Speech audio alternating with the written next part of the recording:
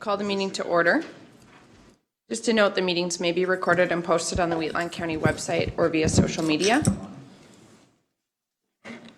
We have an agenda before us. Does anybody have any additions or changes?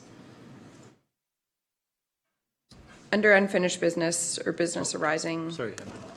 Oh, I'm sorry. Yeah, sorry, there is one addition. We'll add closed session for dark fiber discussion. Thank you.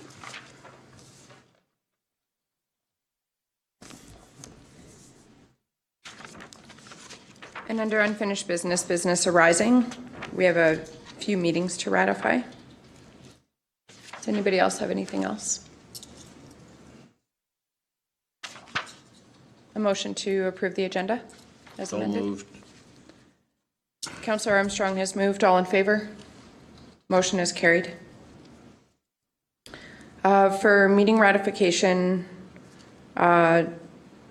Councillor Clausen and I attended GFL Court July 30th, August 2nd, and August 28th. As well, I attended a shallow gas industry taxation meeting in Three Hills on August 21st. And Deputy Reeve Kester and I attended a fire mediation meeting on August 22nd. We could have a motion to ratify those meetings or council discussion. I'll move that we ratify. All of those you're okay with? Through the chair, that one that you went to in Three Hills on the gas wells, was that to do with, I've had a few calls from some of them up in Starland, is that to do with the refusal of the oil companies to pay their? That was part of it. The main focus of it, Alberta Municipal Affairs had bureaucrats there that were explaining the new shallow gas tax incentive program where they're relieving the education tax portion and Yeah, that's what, yeah, yeah. okay. I can speak more to it during my report, Okay, but yes, it was to do with that. I think Starland said that they've, with Trident shutting down, lost 20% of their revenue this year, so pretty significant for some of the municipalities. Councillor Wilson has moved to approve the ratification of the meetings. Any further discussion? All in favor? Motion is carried. Go to my report.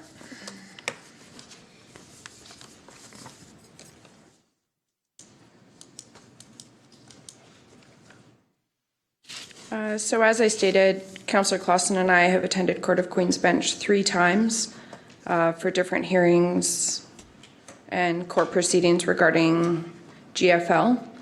August 2nd, GFL had applied for an interim stay of the stop orders. And as well, the county had applied for an order of an inspection. So the stay was not granted, nor was the order of inspection. August long weekend, I represented the county at the RCMP musical ride. We had received a letter from Strathmore Egg Society just thanking us for our partnership and asking if I would receive the official salute for the musical ride. So I did that Friday evening. Councillors Bigger, Eichert, and Clausen and I were in the parade, and that was lots of fun. Was it a jog this time?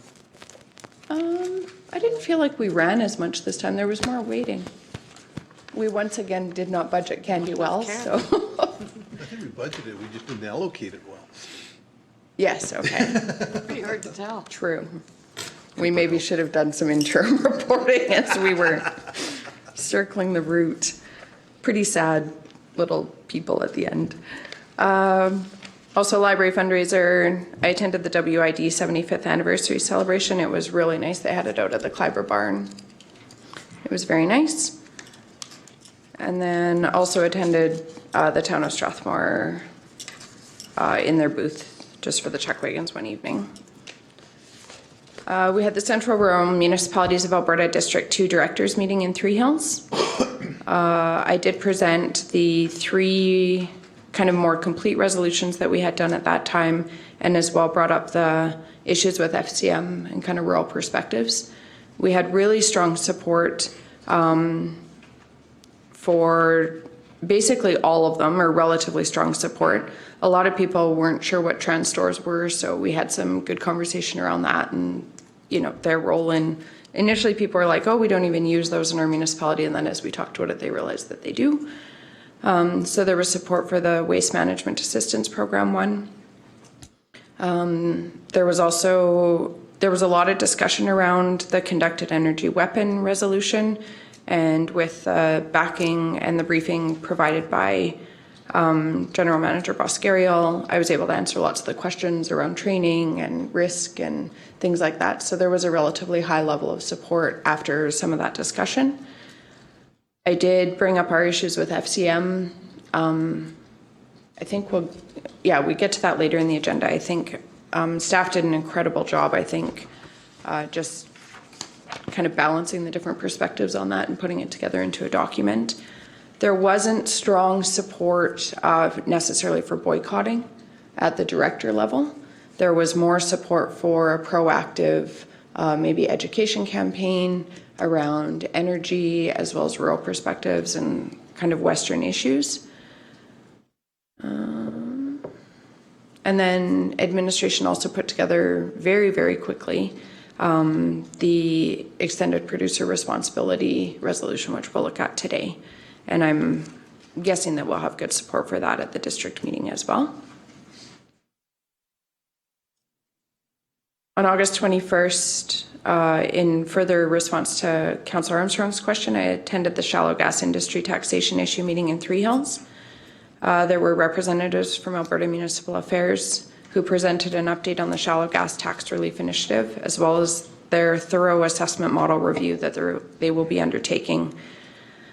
There was roundtable discussion amongst the 15 municipalities which are most impacted by this program. I believe we're the 5th most impacted municipality in Alberta by this initiative. The predominant messages that were heard were that this isn't necessarily a property tax issue. I don't know if you read any of the stuff that Trident released when they shut down, but they really stressed that like high municipal taxes were one of the issues with their viability. And it was really stressed that it's more an assessment issue. Municipal representatives certainly stressed that it's important to balance industry sustainability with municipal viability and cash flow, which I think is critical when we're even looking at some of the practical rollout of this program. There were some cash flow issues identified for some municipalities. Municipal Affairs was going to take that back to the minister. In reality, it was recognized that it's a larger issue of low domestic pricing, export project issues, and lack of market access. One comment that I thought was kind of notable was that for the first year, these changes will be shouldered by all of Alberta. However, in future years, it will potentially be on the shoulders of rural Alberta. Savings for shallow gas is estimated to be about $24 million. A timeline for municipal affairs was outlined just in the rollout of the program. It's a very quick rollout, and it will be this fall that we will, as a council, be needing to make a decision on this. The reality of this, it was made very clear that this is a Government of Alberta initiative that we are expected to facilitate. So there was some questions around, because at this point, it's not mandated by the Government of Alberta. It's we would need a council resolution. And there were some municipalities that were discussing that perhaps their municipality might not support it. And it sounded like from the municipal affairs staff that they would, municipal affairs would then likely take that further to make it mandatory if there were municipalities that were not opting into the program. It's been made very clear that while in 2019 this is a net zero cost for Wheatland County, in future years it was made very clear that assessments will decrease and we will need to adjust our budgeting. Key questions were around balancing local autonomy and decision making versus some municipalities' perspectives that they'd prefer the program to be explicitly mandatory. So there was actually one municipality that pushed fairly hard. They thought it would be easier for them as a municipality to implement this if it was just mandatory rather than expected or optional as it currently sits. Their rationale for that was they have industry and businesses from other sectors that are also experiencing challenges, and so then they're saying if you're doing this for shallow gas and you're choosing to do it for shallow gas, Would you consider choosing to do it for other industries? Probably dairy producers. Another big question that came up for municipal affairs was whether there would be conditions that would be able to be applied to the tax relief. For example, could you require that the relief would be contingent on the other 65% of the taxes being paid? And municipal affairs made it very clear that it would have to be no strings attached. You would just need to approve the program and implement it as it's done. One advantage, however, to doing that is that if you don't make it contingent on the 65% of taxes being paid and you implement the program, is it ensures you get that our municipality would get that 35% relief in the case where you have corporations or companies that are not paying 100% of their tax bill. So at least you would be relieved of the 35%. We can also do that through PERC, but there are certain assessments that might qualify for this initiative that do not qualify for PERC. So just a quick question, when you were discussing that, and I see whether the urbans are gonna be paying for part of it for a few years. Just for this first year. Why do they not think that the urbans need to share in some of that cost? That was definitely a question that was broached, and the municipal affairs representatives that were there did not answer that question. I think we need to push on our MLAs. Yeah. That maybe not a full, but they need to be part of that somewhere in there, because it's, why are they drilling all these wells? So I guess as I said that, one thing that we do need to note is that urbans will be indirectly affected by this decision or by future decisions in the assessment modeling, because a lot of our revenue sharing or things like that that happen between municipalities are obviously based on your non-residential tax collection. So if that's significantly decreasing, we would see effects on things like CRISP, CURB, some of those funding streams. And as well, a lot of municipalities are tying their ICFs to their non-residential assessment. So indirectly, we will see an impact on our urban municipalities, and I think that's something that we need to be talking about with them just to raise awareness, because while this is having a massive impact on some rural municipalities, it also could have a significant impact on smaller urban municipalities that rely on that funding. Because some of our urban municipalities that we provide funding through those programs, that's a significant portion of their budget. So it's something we need to be aware of.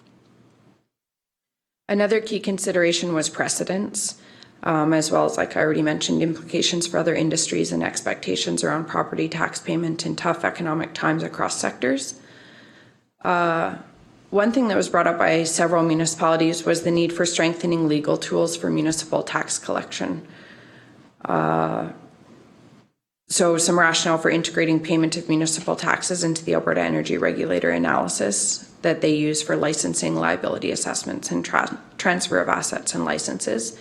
So what was raised is that we have oil and gas companies that are not paying their municipal taxes, but they're still being approved for license transfers, and they're still being deemed viable because that's not factored into that equation. And so we think it makes sense to factor that in. Of course, we need to go to Alberta Energy Regulator for that, not municipal affairs.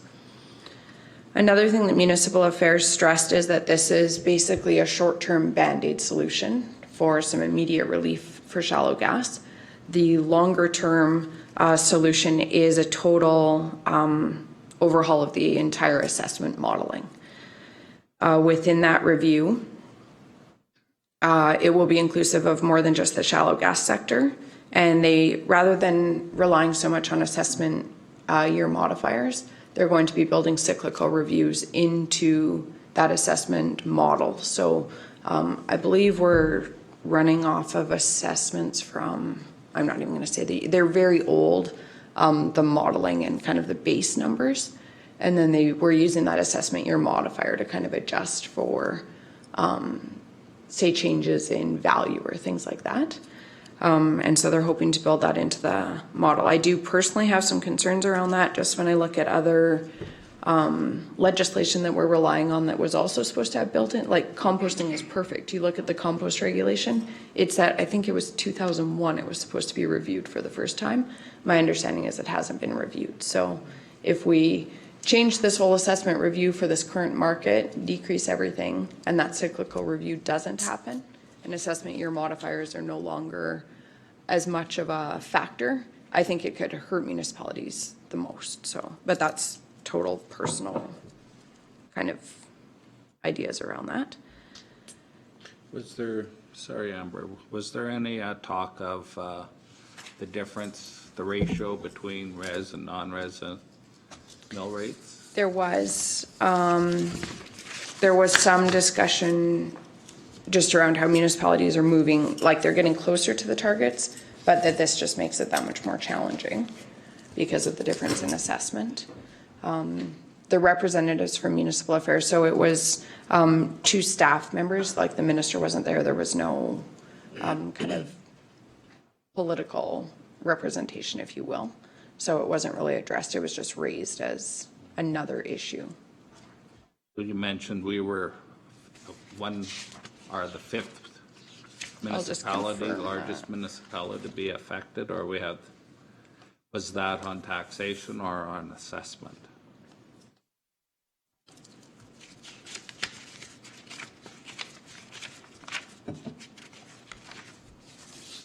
So they've ranked it on assessment, and we are 5th. Newell is first, Cypress, Nehill, special areas, and then Wheatland County.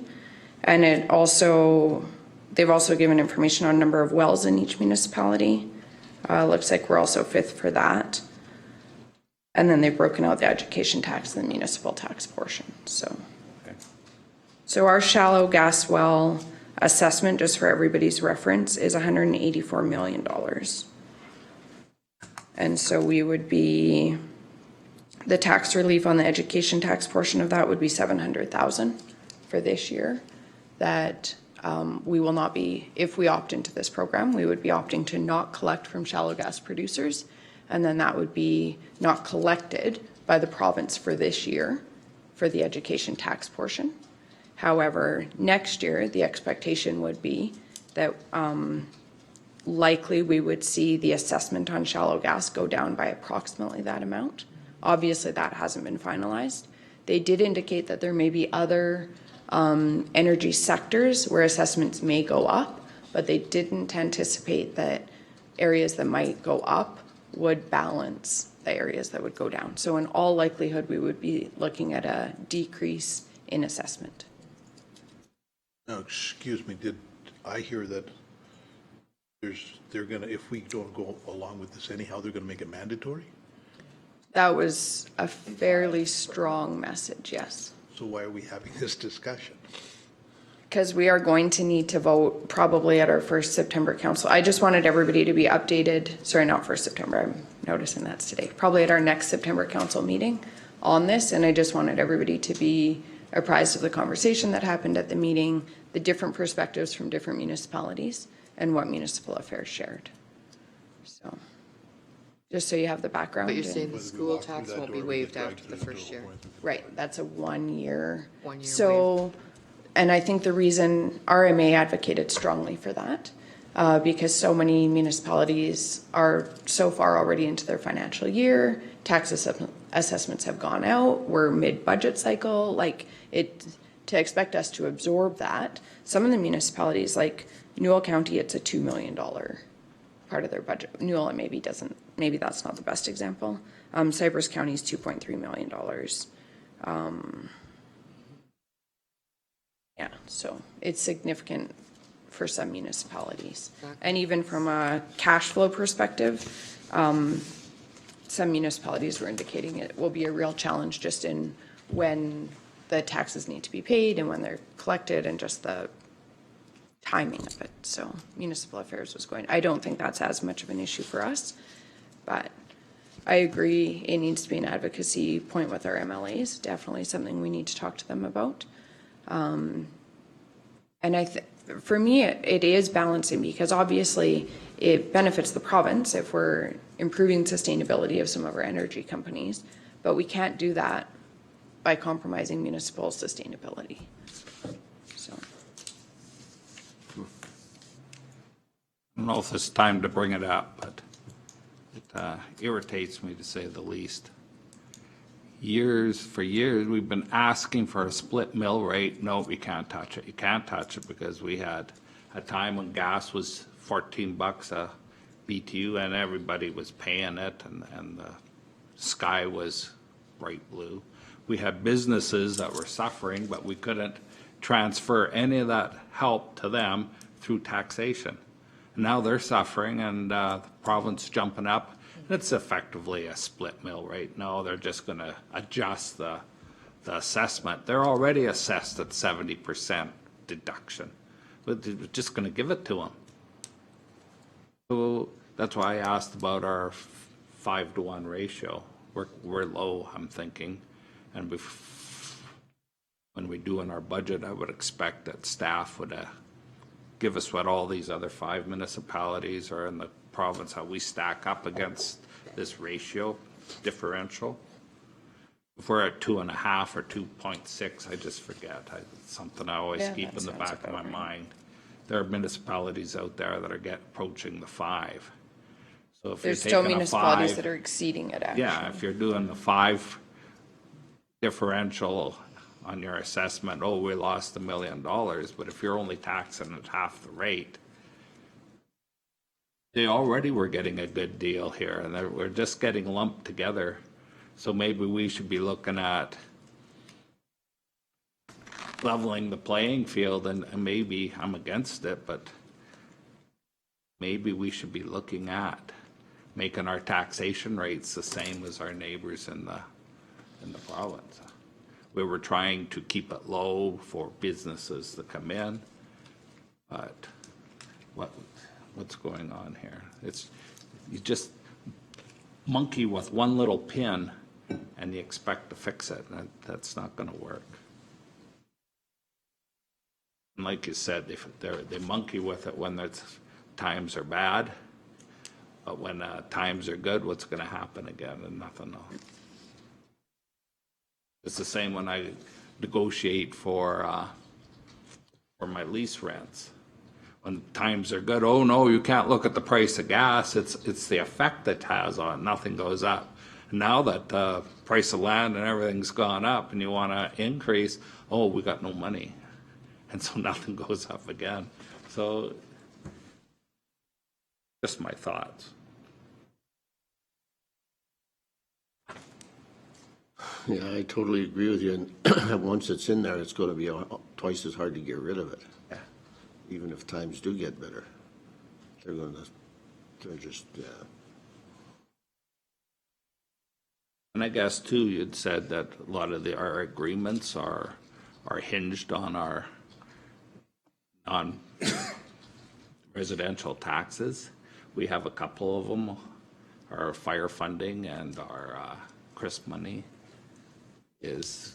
and our curb money to a certain, is all tied to linear. Maybe more of our deal should be linear. When they dry up the linear, then our ability to pay would be reflected in the agreements. Good thought.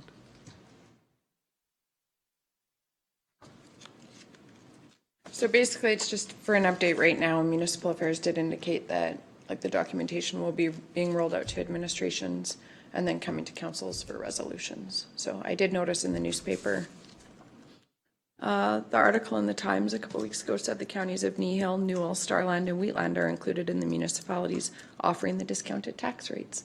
So I'm not sure where that came from, but it's in there. So it was strongly implied that we would Vote on it. facilitate this provincial program. So, and I guess in terms of the question for other industries, I think that is the key right there, is that this is not necessarily a council initiative that we would be providing to shallow gas specifically to that sector. This is a provincial initiative that we would be facilitating if we choose to do that. So just so we keep that clear. Are there any? I like the idea when they say, do it voluntarily or we'll mandate it. Why the hell don't they just mandate it then? Well, they did explain why they didn't mandate it, and it was just a timing thing. So they didn't have time because of the legislative schedule to pass it in to be mandated. But apparently they will if there isn't support. RMA is in kind of a tough position as well because they basically lobbied and negotiated getting the 35% back for us. So then I can see where RMA is in a tough position because if you advocate for that and basically negotiate that for your municipalities and then your municipalities say, no, we're not going to participate. I guess my concern is that if we put a motion through agreeing with it, does that negate us discussing the terms, the issues around it? If all the municipalities say no, not until we've had time to facilitate it, to talk about it and look into it, there's some of the things like Glenn's brought up. But if you just go and put a motion in it, then you've agreed to it and you're done with it. I think a lot of this is outside of our control. Other than I agree, we can lobby about the ratios and we can look at those types of things. But I think this is being done one way or another. My feeling is if you don't opt into this program, perhaps they change the assessment. Like originally what they were going to do was alter the assessment and not provide relief to the municipalities. So my concern would be that we wouldn't get the 35% relief as a municipality ourselves. Now, that's possible, like we can make that work. It's just something to consider. They take a third of the royalties off?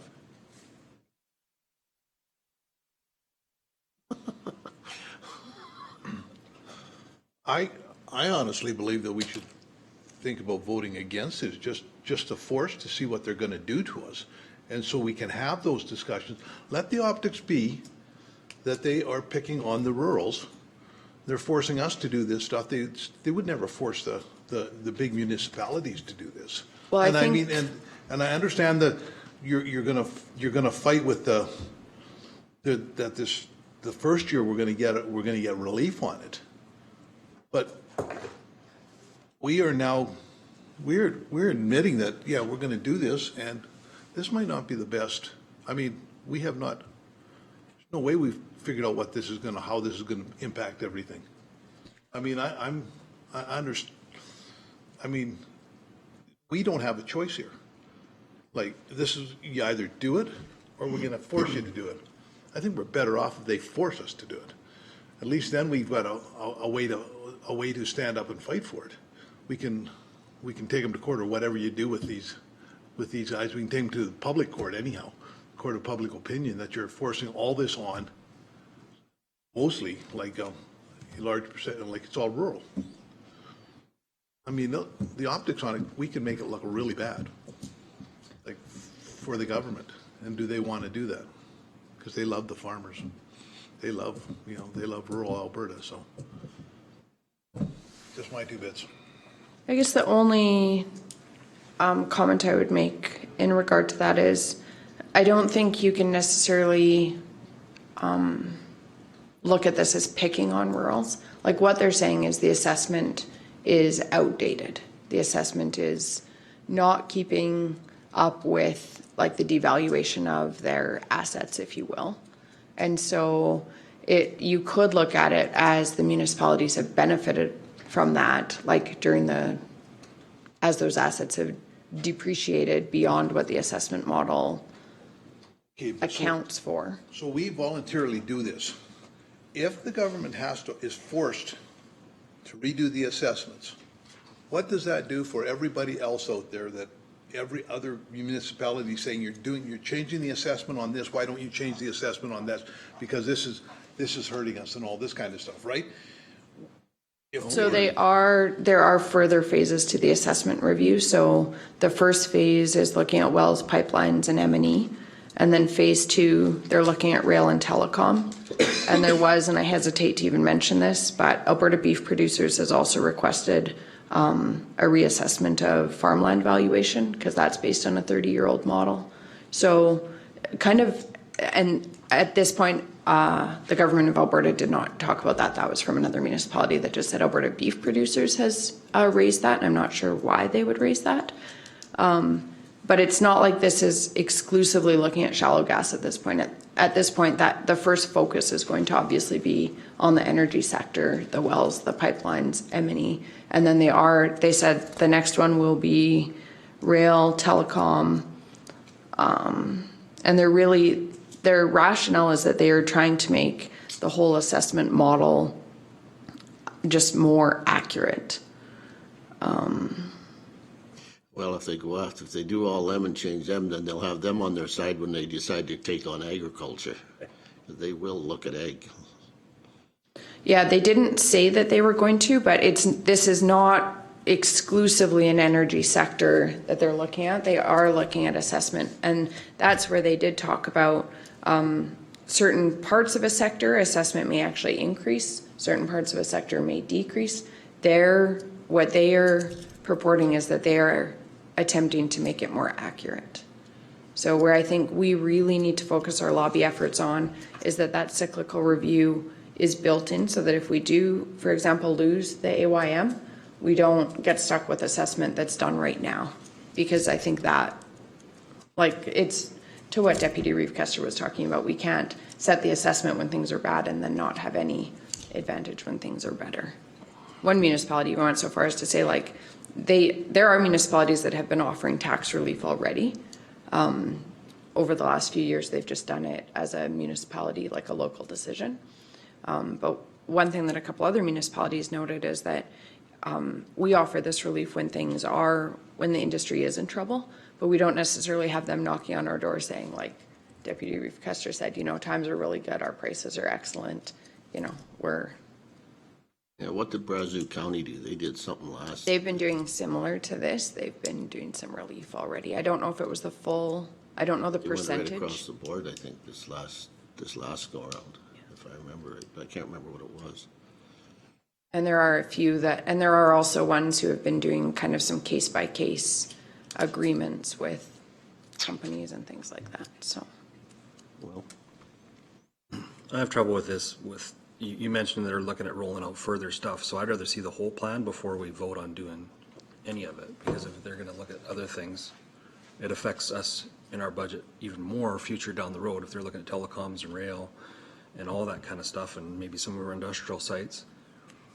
I don't think we get to wait. I think because they control the assessment on these, But the message I'd like to say is, give us the whole plan then. What are you looking at in the full guidelines, and then we'll decide if we wanna. yeah, and I don't think they'll be able to do that because this will be a multi-year phased project. I see where you're coming from because it is going to have impact on our budget. Give here and then there, you think you're still gonna have it, and then they'll take that away from you 3 years down the road. And then by that time, the economy's gonna change or gas prices will go up. I remember not too long ago when they were looking at how many shallow gas per quarter, the coal bed methane, was it 6 they were allowed? And it was all push, and now they're not using half of them, and now they want all the money back, and it just doesn't make sense to me. It's a business model. And pushing gas, burning gas and everything now, natural gas. Like you said, the royalties are a huge part of it too. We need to know what that is. What are they gonna do? Because it looks to me like they're trying to shift the revenue stream right to the province and away from us. Let it come back down the other way. There was some that doesn't help discussion Roe of changing the modeling to something like that. There was a lot of municipal support for maintaining, like us. Well, we support our own areas, whereas if it goes into the province, it's gonna take the pipeline right to the cities, which is what it's gonna do. well, I know there's, like, you can suppose all you want, but I know where it's coming from, and that industry has more power than. Exactly. I remember when they opened up the Surface Rights Act, or were trying to get it opened up, some of these farm units. I was in Calgary with the Surface Rights Group from here or in Edmonton. And we went into the meeting room, and when we went in there and the minister came in, he came in and sat down, and 2 members from the oil industry and 2 members from the gas industry sat on his left and his right, and they dictated everything that happened at that meeting. Nothing to do with the minister. He was just there for show. Oh, they're very, very powerful.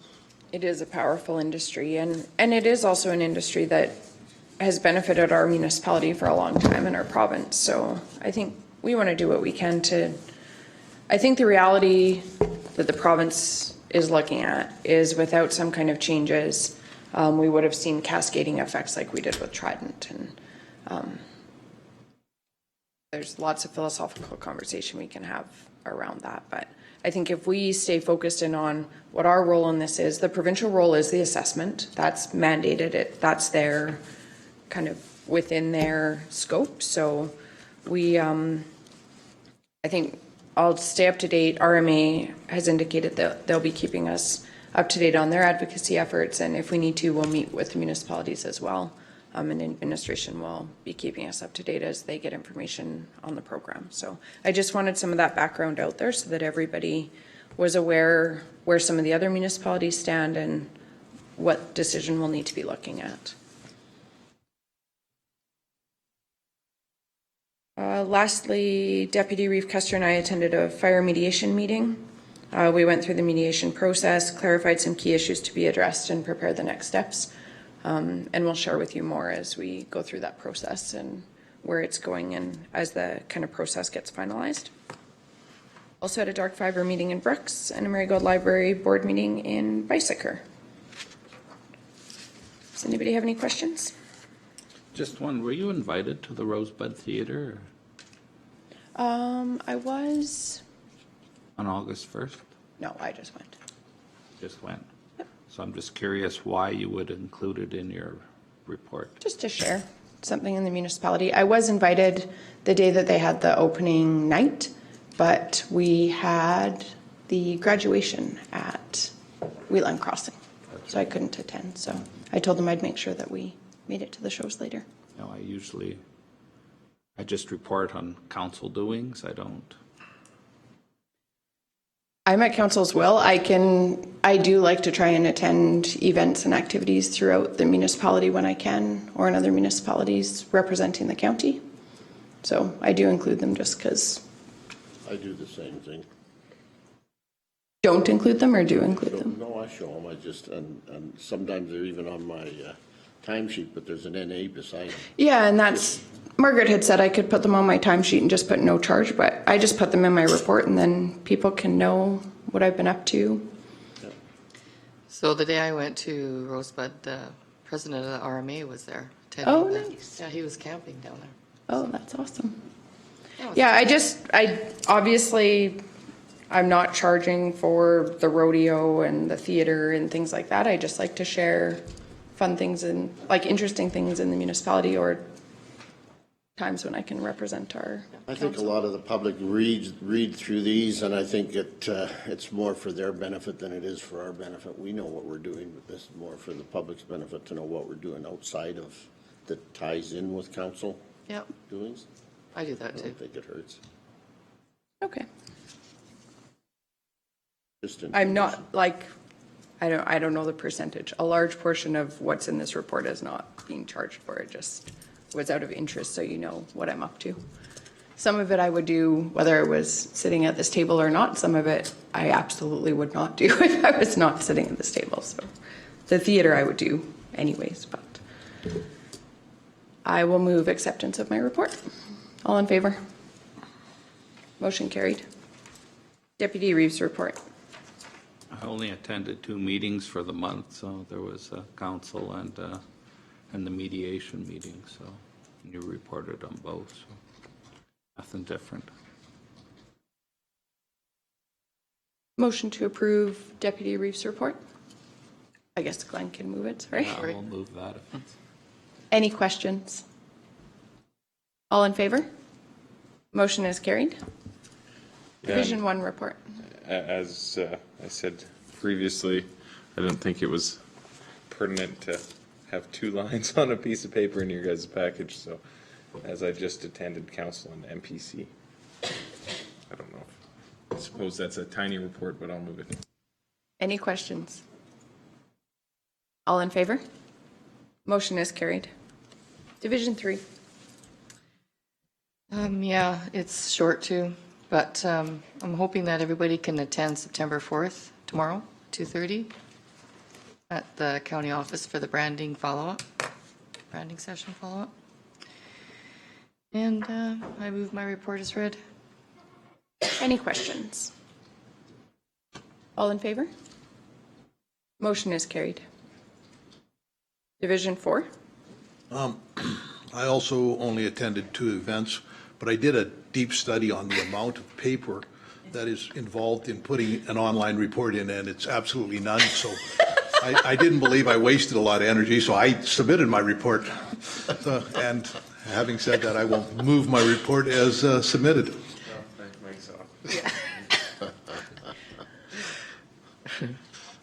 Any questions for Councillor Reichert? Why are you smart ass? All in favor? Motion is carried. Division 5. Thank you.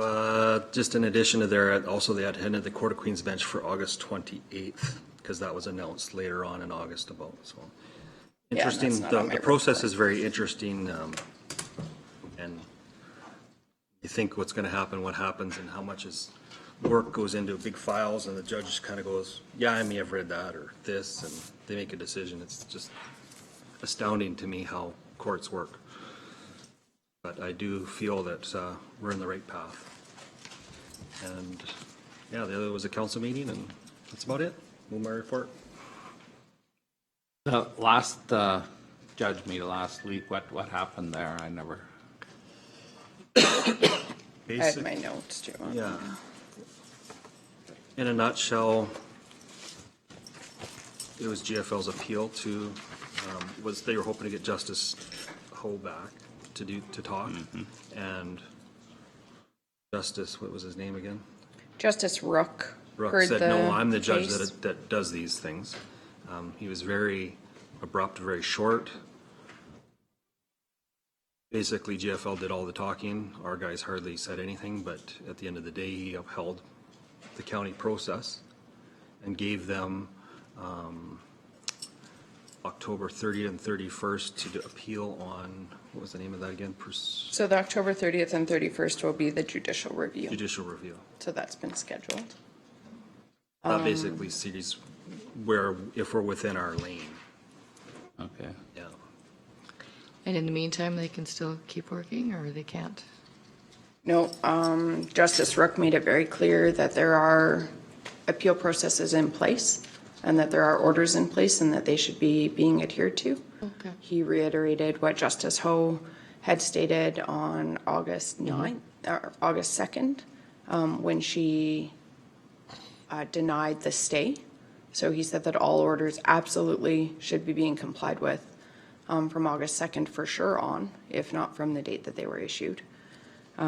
He indicated that the appropriate appeal processes are in place and being dealt with in a timely manner, both through SDAB and through council review of the remedial orders, which we'll discuss later.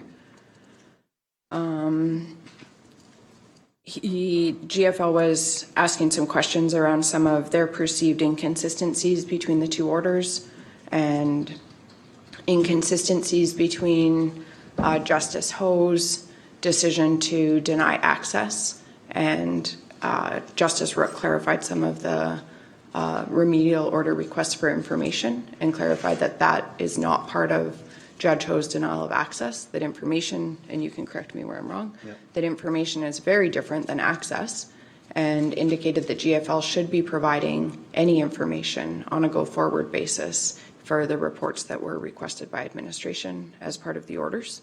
That was very strongly stated. He did say that that would be on future activity from July 3rd and any ongoing activity and not necessarily past reports.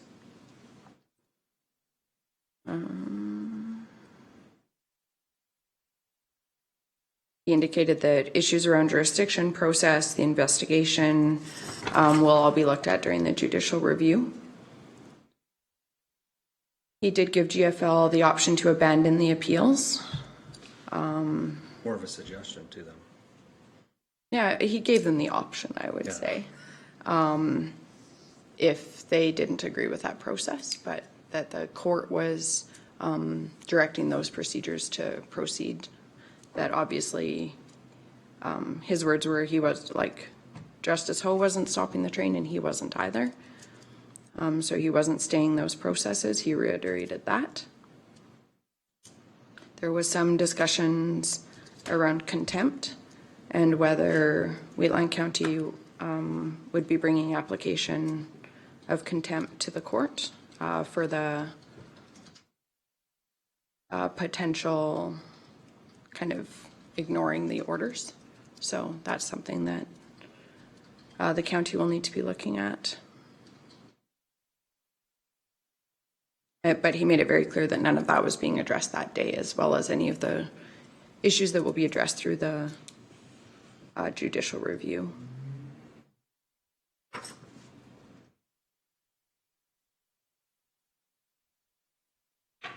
He did give some timelines around providing information, around the county providing GFL information. And also laid out a timeline for the judicial review. So he anticipates that by September 27th, the court would have all of GFL's material. October 11th, they would have the county response. October 18th, all files would go to the court coordinator to go to the judge. So I think that's.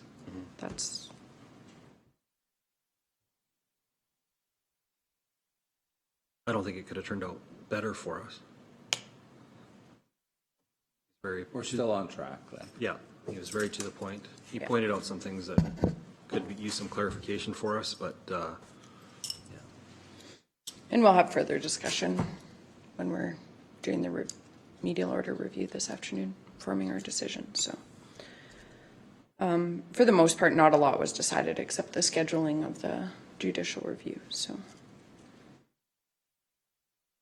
Any other questions? You moved your report? I did. Any other questions? All in favor? Motion is carried. Division 7. Thank you. It's on your server. Most of us explains exactly what it is, and as we were talking about before, I did put in there on the 23rd, I attended the funeral in Delia of past councillor and Reeve for Starling County, Barry Hoover. Just for information, it was well attended by the different municipalities, and he died of a massive heart attack.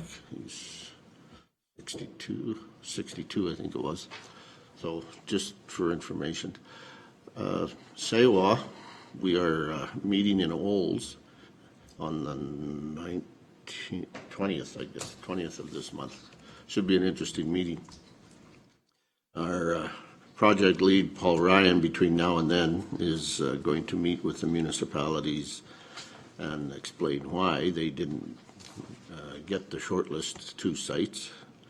And the ones that had put requests in for willing hosts were Wheatland County, we had 1 site, Vulcan had 2 sites, Newell had 1 site, Coaldale had 3 sites, Special Areas had 3 sites, and Claresholm even applied.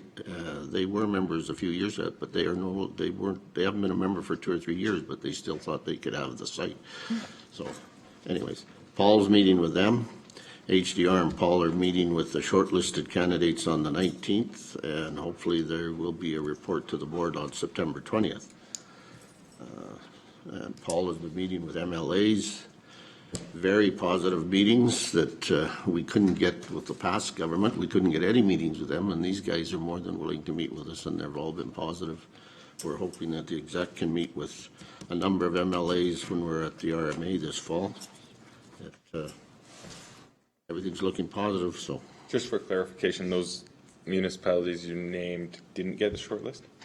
They were the ones that put their names forward for willing hosts. Those are the ones we had. We had 1, 2, 3, 4. And out of those, there'll be a 11, short list. yeah, there was 11 sites put forward, and out of those 2, there's 2 that have been shortlisted. And that will be brought to the board on September 20th. In camera? It's in Olds, it probably won't be in camera. Sounds good. I'll be there. And I have a report here that I didn't get printed, and I didn't get it into Margaret in time, so I'll get it printed today and hand it out later for say what. With that, that's my month. Sorry, what time in Olds then? That's usually at noon. The time of day. When I get the information for the date, I'll forward it to you.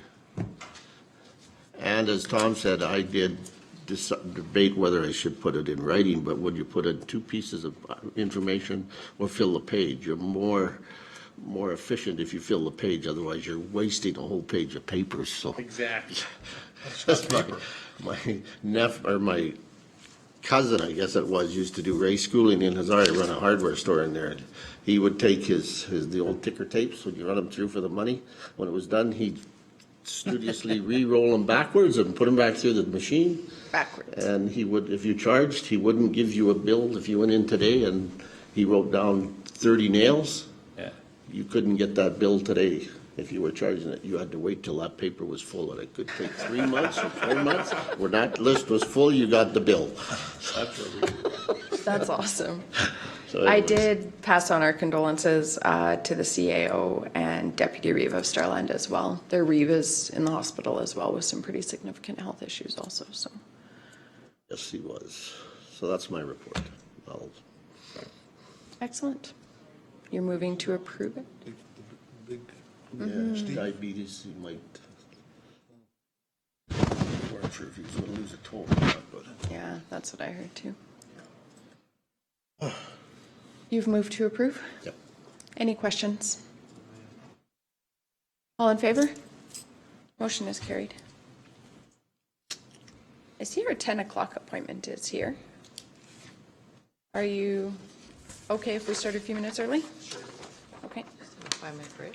Oh, actually, we need a break, so we'll reconvene at 10 o'clock.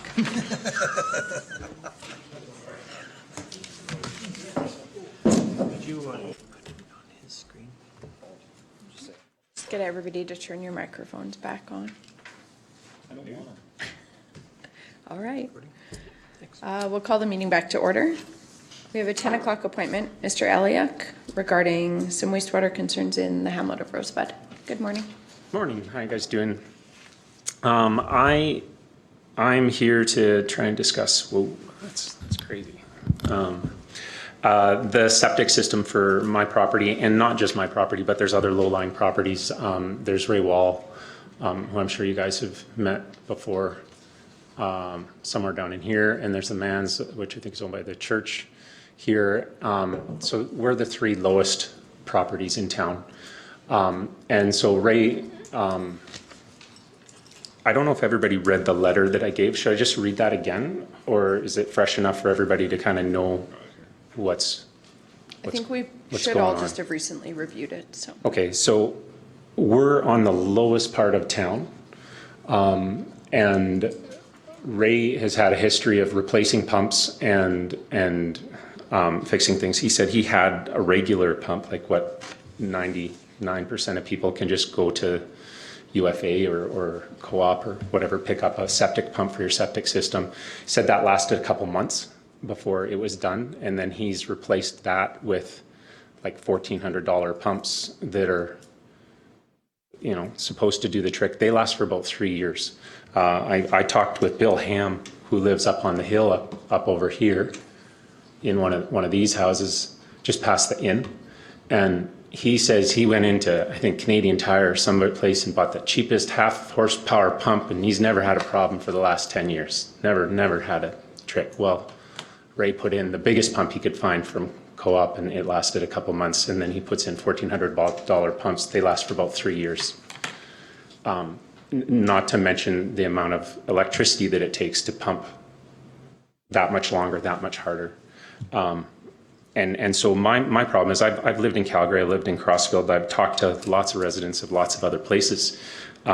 When they're being serviced, they get it to their property line, and that's the end of their part of the agreement. You know, like I get it to you, and then you take it because you're servicing me, and off it goes. In a lot of cases, gravity works.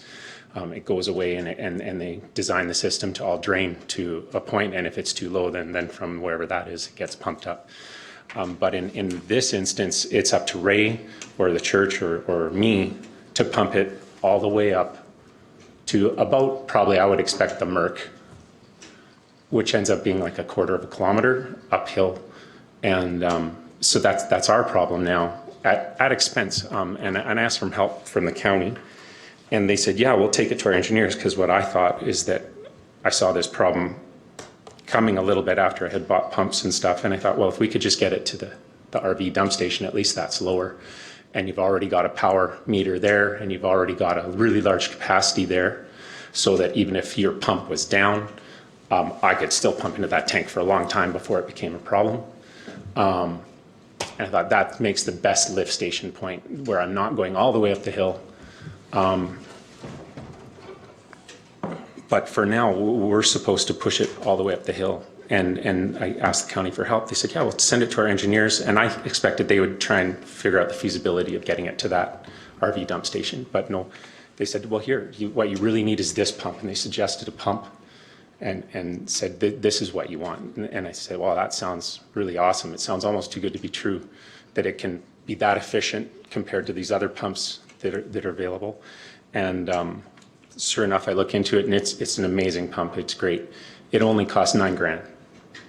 And I don't have $9,000. Like, sorry, I'm broke. But I don't have $9,000 to put into a pump so that I can get it with reasonable cost to me monthly on electricity, up to where, it starts to have gravity work, and I get past the hump up by the Merck, and it starts to go downhill. The other thing is, when I was talking with their rep about this pump, he says, well, this pump's not actually designed to pump septic fluid. It's designed to pump fresh, like it can pump septic, but it can't have SAT. So it goes into a small tank. We have to get rid of your septic tank. We want a small tank, and the smaller the line, the better. So that this pump, it can put all kinds of pressure. It'll scour the line as it flushes it, so a small line, it just pushes everything through because it's racing fast enough through that pipe. What size of pipe do you have, sir?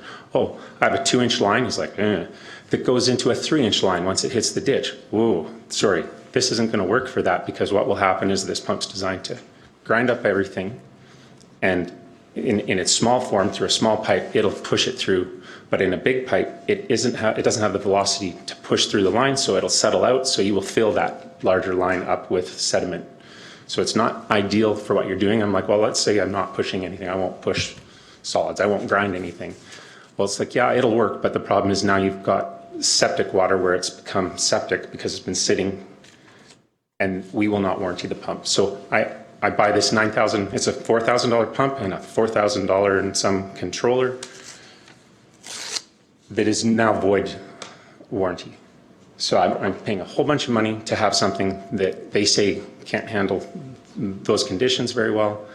And that's the help I got from the county. I asked, well, is there anything else? I haven't really received any more help after that. They're kind of, we can't do anything for you. We're not doing anything for anybody else special. We don't do anything for you special. It's just the luck of the draw because you got this low-lying property. And then my thought on, I didn't actually buy this low-lying property as part of the town that would need servicing from the town where I was obligated to tie into the system. I bought an agricultural property where I thought I would be putting my own septic system on my own property. Got 3 acres there. I thought that's that. And we tried to go ahead with approvals and building permits, and we had it all, Sharon had it all figured out. And then somebody came up to her and said, no, you have to apply to become part of the town. You have to become part of the hamlet. We got this area structure plan. It's all new. You got to become part of the gig. So I'm like, I don't really want to be part of the town. I'd actually rather stay agricultural. You don't get a choice. You have to do this. And so there I am paying money to become part of the town where I don't even have a choice. I have to become part of the town. So I applied for that, got part of the town, paid my hookup fees right then. So 5 years ago, I paid to be part of the town services. And then I tried to hook it up, and my pump ran for half an hour. And I think I got down 6 inches before it just clipped out and said it couldn't do it anymore. The pump didn't turn on for 2 days after that. So my pump's not adequate. The pump that you're suggesting isn't adequate. Like it's great. It's got great it can manage the head and it can do it efficiently, but I don't get a warranty with it. And I honestly can't afford it.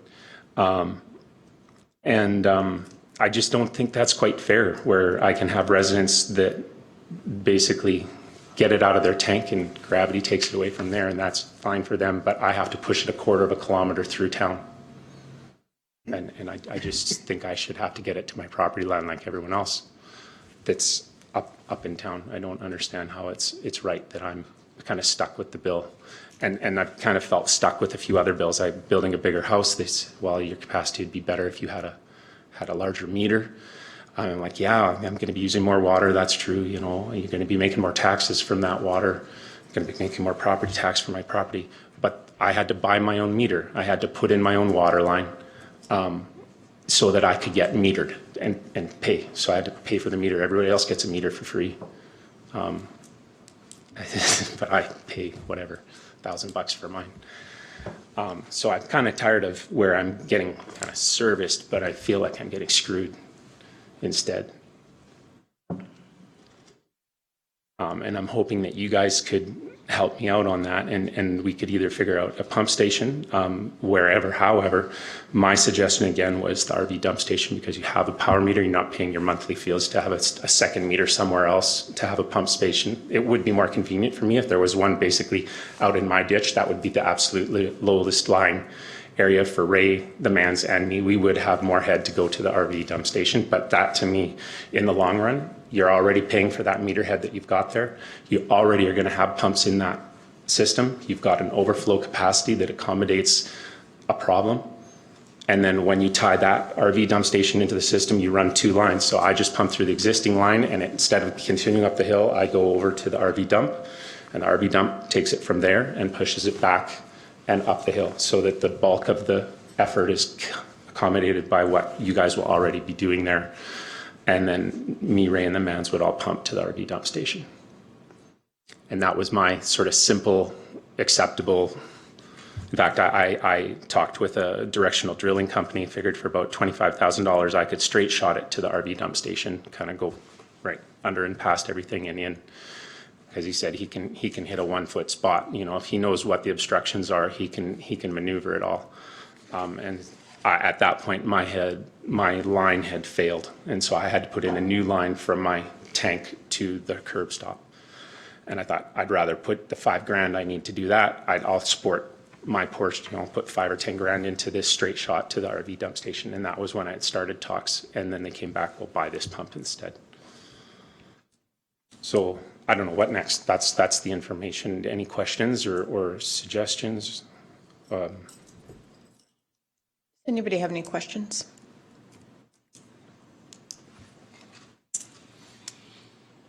Is this a residence? It's being built as a residence, yeah. Eventually, my intention is to convert it into like a family-run business. But at this point, it is just a residence. Just a question for staff. Was there a hookup there? Yes, there's an existing curb So stop there was- and on the southern property. was There's there also a some- curb stop. Was there And s- it's an inch line for water in, or maybe, sorry, it might be a 3/4 inch line in, and a 2-inch line out for septic. sewer. Yeah. Okay. So it was an older line connecting there?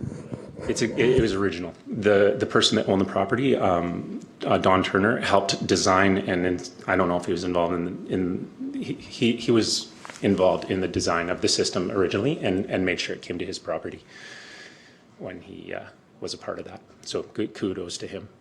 That made my transition into the town easier.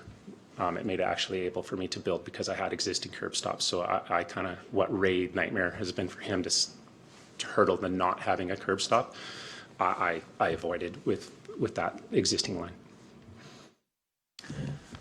Okay, so through the chair, just a few clarifications. So there is a existing sanitary service to that property. So everyone's aware, the property is on the east side of the highway there, on the north portion. Sorry, I'll go up here. Sorry. I'll take credit. How do we zoom? Do you want me to zoom in a little, or? That's No, right that's there. good. That's good. It's right there. That's the property. Yeah, so That's me, yeah. And he's pumping, there. he's one, Is And the line just goes around the right side of the ditch and up, yeah. Goes along the right side, the east side of the ditch here. This property here is serviced under the highway to that sanitary line. Yeah, and that would be the best point, right where you were there, to have a lift station. If you were right down in the ditch between the two of us, basically, that would be the low point. So he would be able to pump to that with the least amount of strain on him, and I would be able to pump to that with the least amount of strain. Past that, we're uphill. So the RV dump that's spoken of here is down here. It actually isn't connected to any of the. Nothing at this point.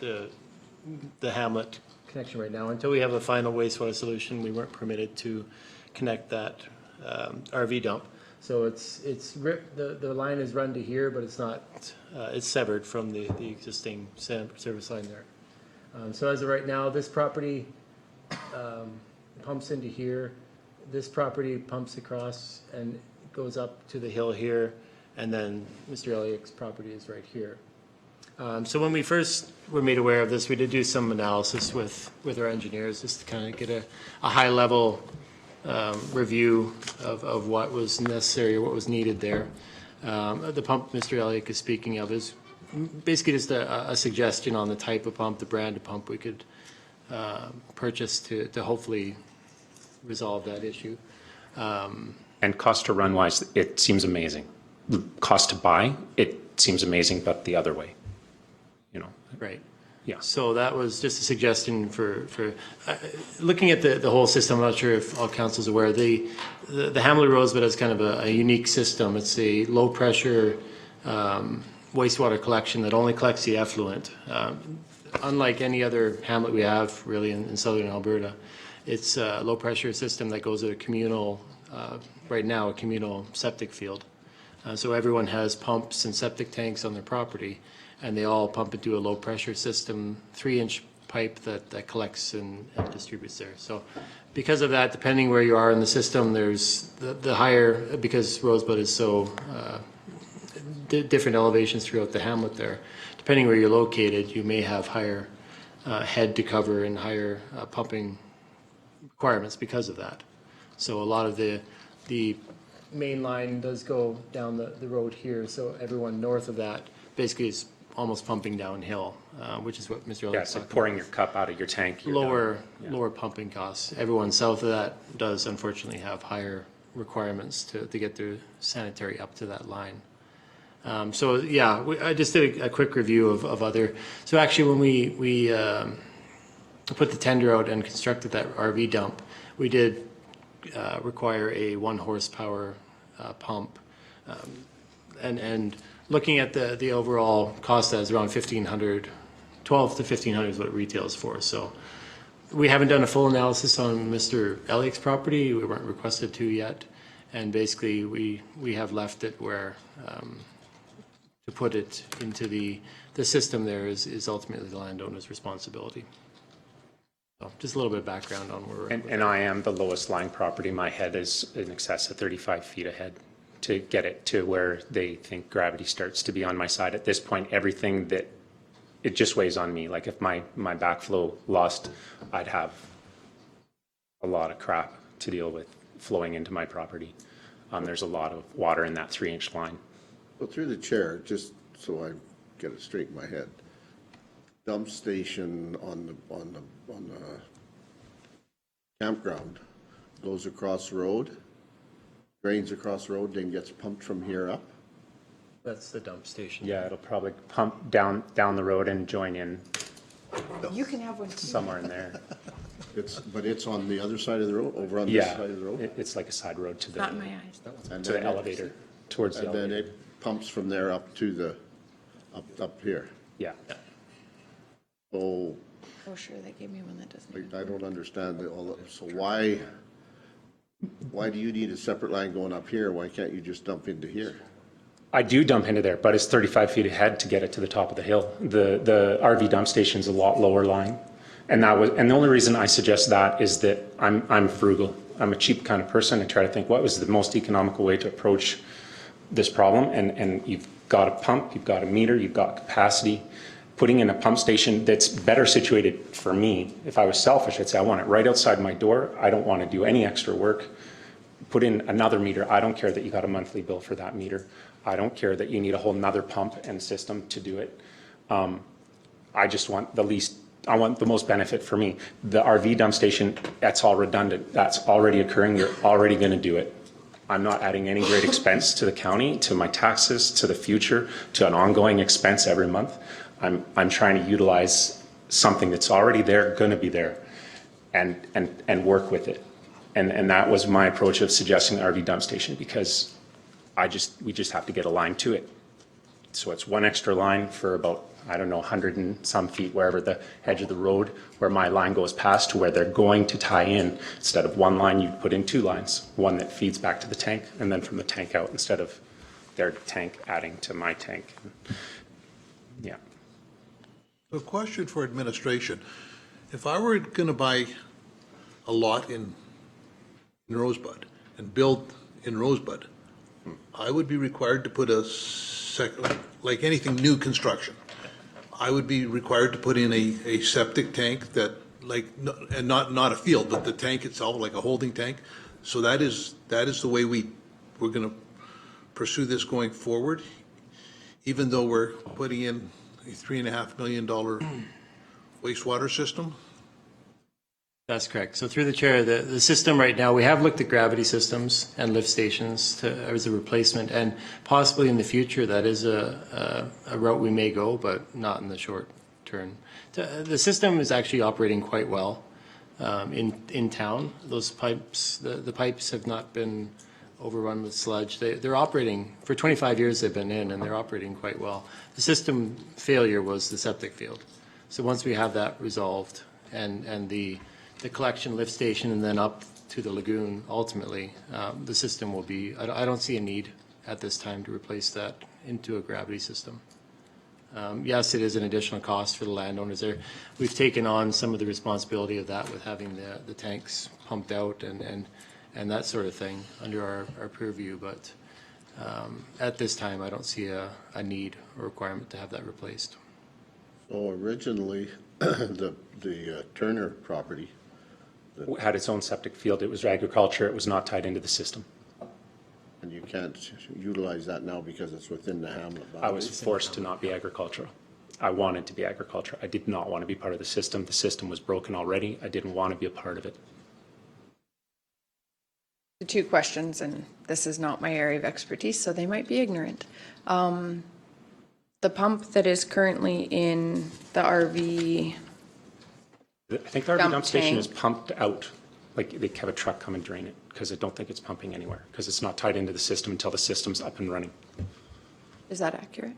That's correct, yeah. So Okay. we have spec'd the pump and it's there, we just haven't connected it yet.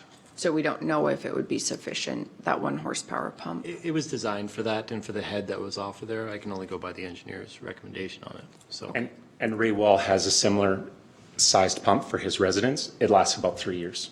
Again, my neighbor who bought the crappiest little pump he could find has got 10 years out of his. Like, it's just a lot, more work is more work. It's just simple. You got to go up a hill. You want to carry a bucket up a hill, you're going to know you carried that bucket versus I dumped the bucket and walked up the hill. They're different So- things. Second question, so there would be added cost if you were to connect to the RV dump station currently because we're pumping that out. Once that's being pumped, it wouldn't be additional cost? No, well, through the chair, it would be minor additional costs, I imagine, at that point.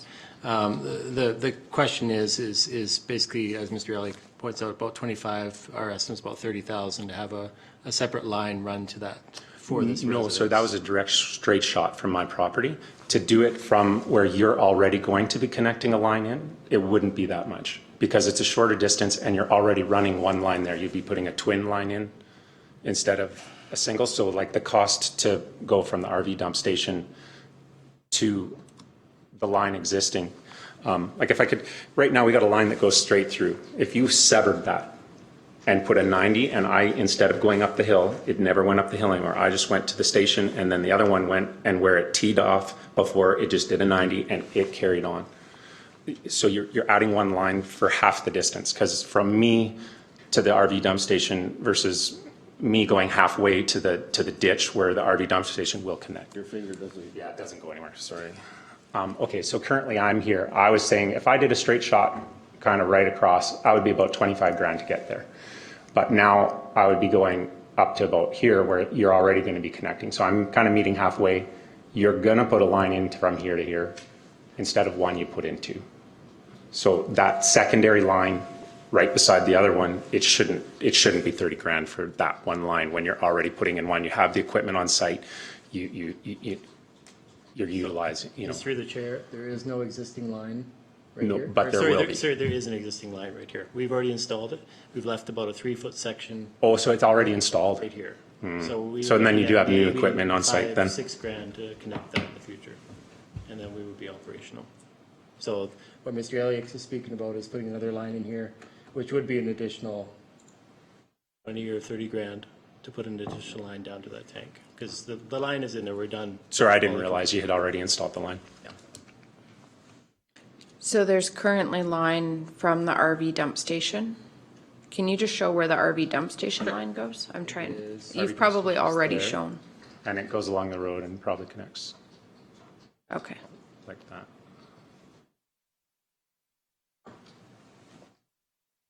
Can I see that pointer for a second?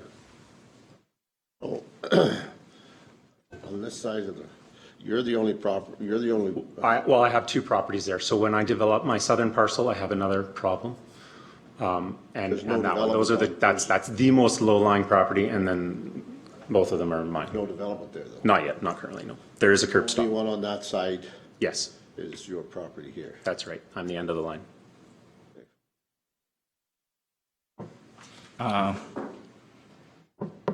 Just provide a little bit of history in Rosebud. 20, 25 years ago, the residents there designed this system for themselves. This is their system. They all paid $4,000, I believe, up front. They got provincial grants and then the county, and they put it in, and they thought the county was looking after it, and the county thought they were looking after it. Went like that for about 20 years until we had a failure of the field. When we had the failure of the field a few years ago, there was no more development permits issued for Rosebud. So we have the subdivision up on top of the hill there. Can't see it in the picture. Nib subdivision. They're still working on it, but they were granted, I believe, maybe a development permit, but they had to install a tank. They still had to put in septic tanks, which is the 2-compartment septic tank, but they were to put in a pump out station, so their septic tanks would drain into a pump out station, and then they would have that pumped out and hauled away. Something similar to what we're doing presently when we have to in the hamlet. So those costs would be attributed to the new subdivision, right? So there was no other development permits allowed. Mr. Elliott come in and he wanted a building permit for his house. But his house isn't a single dwelling house. I believe It is being built as a single dwelling and later That's to the be only converted. permit you could get. Yeah. But the end goal was maybe 20 boarding houses? A boarding house, yeah. And so there could be occupancy of. Okay, yeah, so 20. that's why the increased line sizes, everything has to be increased for 20. But he was only given a permit for one. And I can understand when he's building and he's got the goal of the 20, he has to size appropriately. That Council debated that for quite a while and eventually come up with the one permit. So now he's in this quandary now of pumping up the hill. So when you look at it, I know the walls is there, they're hooked up now, and there's another subdivision there that he subdivided that used to belong to the church. And further along on the other side of the Sandy dump, the RV station, there's the seed plant and the elevator, but they didn't hook on. So I know at the time Corey was Ag General, and it was one residence because I believe the Turners didn't want to buy a pump to pump up the hill.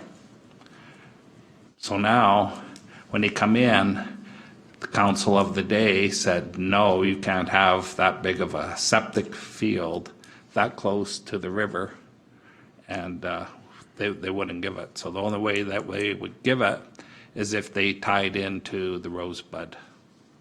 So that's a brief history on why you have this conjuring now, right? Yeah, a portion of it. If I could just speak to the idea that there was kind of anything more done to the system to accommodate my scope.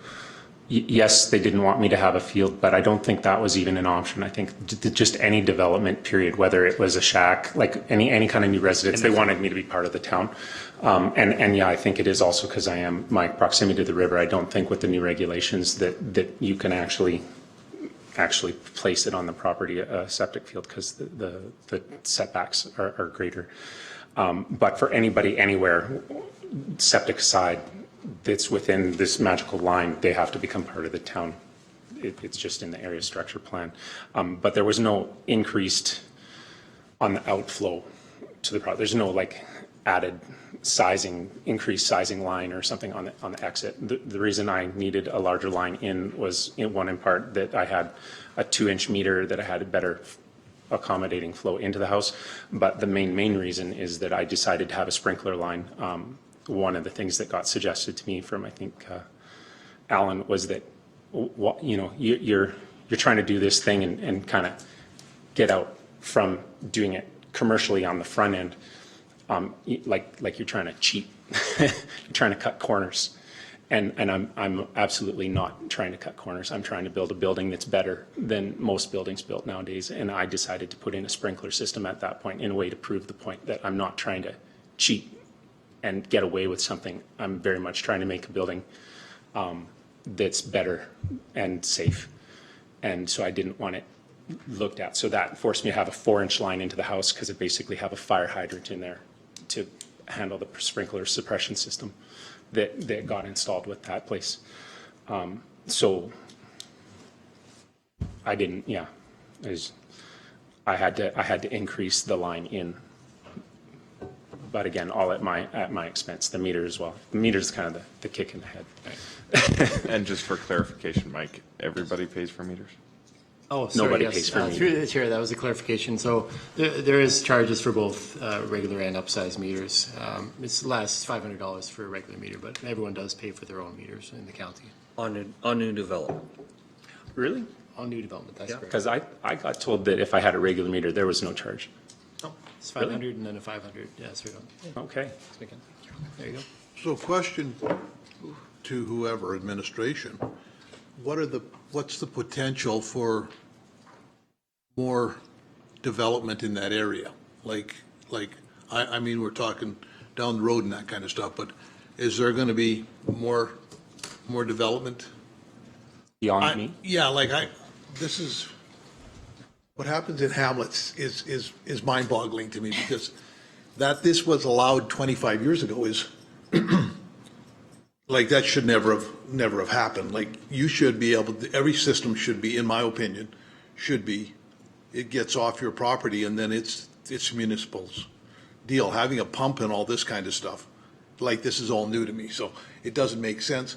And I'm just trying to figure out if there's going to be development down the road, even if it's 30 years down the road, it won't be, people will not put up with being responsible for a pump to get their material off their property. I mean, it's people just don't do that nowadays.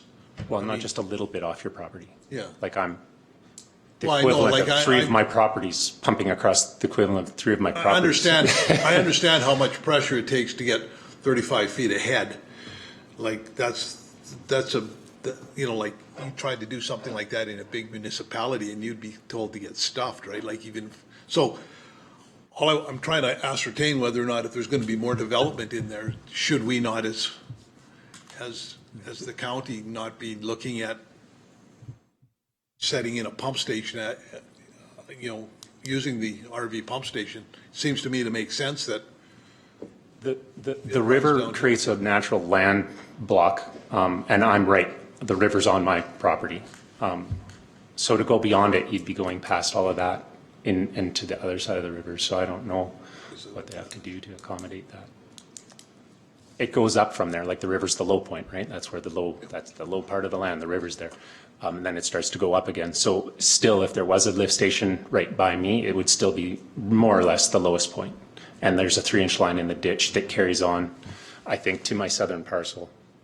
And so even if you were at that point with the lift station, you would be accommodating any future development as far as gravity working. In my mind, it is, but I don't know. Speak to through the Reeve, so part of the challenge to ascertain any development, I mean, that's hard to make a statement to that. What council is aware of is that we are going through a municipal development plan review. By extension, we'll be going through an omnibus review of our land use bylaw as well, and looking at hamlet characteristics and the way we want to grow or preserve the hamlets. Part of the challenge in doing that, obviously, as this conversation has kind of revealed, is looking at natural boundaries such as the river and Rosebud, other subterranean infrastructure, where that investment may go. The conversation through a municipal development review is certainly looking at utilities as well, as GM Zier and I have discussed. So this will obviously be part of the discussion, and council will be at the table for that. So that's an ongoing next 12 to 18 month conversation and review of our plans and our vision. And part of that will be looking at the hamlet of Rosebud. So there's definitely challenges here from a broader perspective, but like zooming in on a hamlet like Rosebud, that will be part of the conversation. So, I mean, it's a bit of a double-edged sword looking at the land uses and that growth and making policy statements to visualize the growth of the hamlet, but at the same token, looking at the hard services and the investment and where council wants to go over the next 2, 5, 10 years with that. So that's going to be a conversation, and there's always, to summarize, there's always room for development. It's just at, the way that council wants to see us move forward in that, and also the local community as well. So that's all part of that conversation. There's certainly room for growth and development there, but we have to analyze every aspect in our municipal development plan. Well, how are you, through the chair, how are you handling your effluent now? Are you pumping it out? Yeah. All on it away? Okay. My, I understand your dilemma, but my issue is not an issue, but my dilemma, I guess, is doing a one-off. Well, it's not a one-off, it's for the low-lying 3 properties and future development potential there. It's still a one-off, and when we're looking at the whole hamlet of Rosebud and how we develop the septic system in Rosebud, and I'd like to see it all tied into one master plan rather than. Well, to me, it's still a one-off down in that area. So, well, it is a one-off because you don't need a lift station at the top of the hill. You don't need to do it up there. But if you got the lowest lying part of the system, then it is a one-off. It's the lowest part. You don't have 10 lowest parts. You got 1 lowest part. So sure, it's a one-off, but it's a common sense, no-brainer one-off. In terms of room for development, like just looking at the map, there isn't significant room for development on the low-lying No, there area, is like not. with the natural division of the river and the campground there, and Yeah, I don't know really how you get past the river because you'd have to go way under it and then erosions and whatever. I don't know what you do with the river to get past it, but I have no idea. you're not going to be, even if development did extend that way, you're not going to be tying it back Easily. to that. There is an area structure plan done for the hamlet, Yeah, and there are areas that are identify. shaded in green for future development, and none of them areas were unfortunately down there on that side of the road. The seed plants on that side pretty well takes that land up and elevator. And county put in a grader shed there. And there was a house there, the seed plant tore it down. And Ray subdivided and made another subdivision there, and then Corey come along. That's the only other place they could develop there The is southern that, parcel where it line. says Hamlet. That's MR, that's a big piece of vacant land is what it looks like, it's MR. I don't think that would develop either. There's more. It's still higher. Sorry, which one are you, Suitable. which was the last one you're talking about? Right You're talking under about this? Hamlet, The hamlet there. where it says Hamlet, above. Sorry. It's still low. Used to have a It's still pointer. low though, isn't it? I didn't take it as far. Here, mine's been going round and round. Okay. We should just get all. Right there, that's a MR. Oh, okay, in the field there, I see. Here's the Development. Nibs development. Yeah, the Nibs development is up there. And the county did not or could not hook up the lifts, the Sandy dump station because we were not allowing any more development into the that system. line. So until we get our solution found, that could be up in here someplace, I would think that that resolution, that's a resolution of council, I believe, that would, no more development or policy. Yes, here's this, another you've got a substantial head here to go up, and if the council's If you of the did want opinion to put in a pump station, and when we hook this in and have a pump station, a lift station, I guess they call it. Yeah, and maybe we can get the elevator to hook in, I don't know. But all these residents here, when it was put in, probably, I'm guessing here, around 30 hookups. That's what they put in, and that's, they paid for it themselves. Now, if the county, if the line was to go, I'm sure the county would dig it up and replace it, but every landowner is still responsible.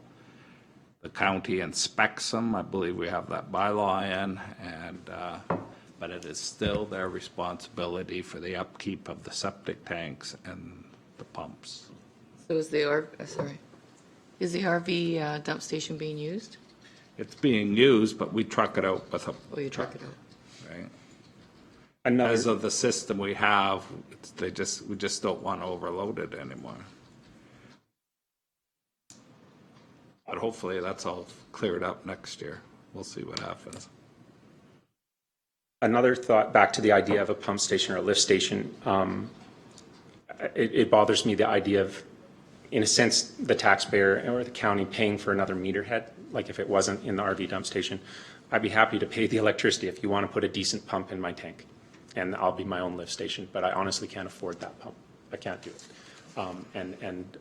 But I'll pay the electricity if you want to put it in there, or I'll pay my portion of, what's the nominal price for everybody in town for their pump. Let's just say most people are getting it for $250, $300. Fine, I'll pay $1,000 towards that pump system, and you guys take up the rest, and I'll pay the electricity.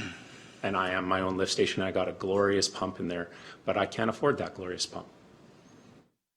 So I'll pay my portion of what would be the equivalent of everybody else in town that just has to drip their bucket out. And you guys pick up the pushing it up the hill expense of that glorious pump necessary to do that task that shouldn't be on my shoulders. It just shouldn't be on my shoulders to push it all the way up the hill.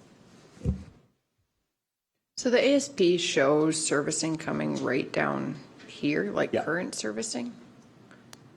But that's Exactly. not? Yeah, there's a current pipe there, but it's up to me They to have to push push it. through You have it. to I get have to to push push it. everything through that pipe.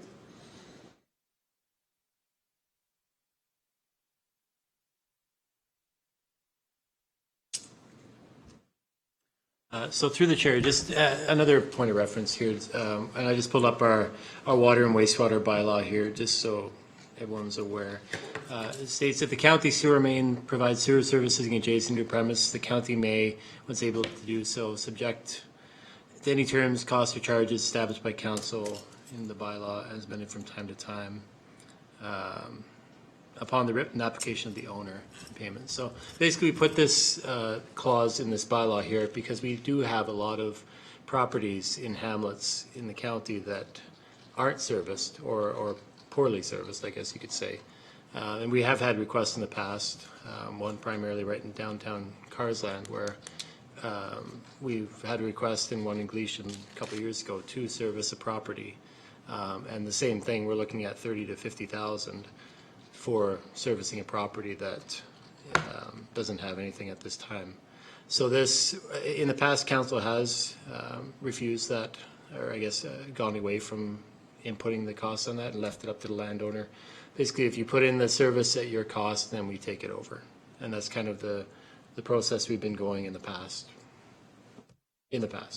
So that's why we put that as a clause in here, to avoid having the one-offs that end up costing the county substantial amount of money that we technically will never recover.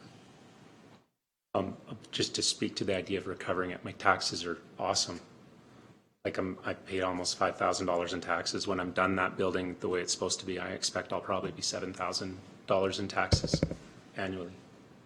So there's some take back there.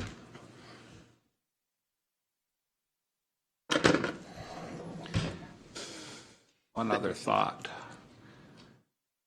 Everybody in this block here pumps uphill. Yeah, not the same amount of head, but yes, they do. Like if you see the grade major on that, I would expect obstacle- they're probably at 10 feet extra head. I don't know, maybe. Major obstacle when they were designing was this line right here. CNR Railroad. And the cost of going underneath it was horrendous. I don't know what the cost is now. There's no Still rail. horrendous. Still horrendous. If the county were looking at a pump station here, a lift station,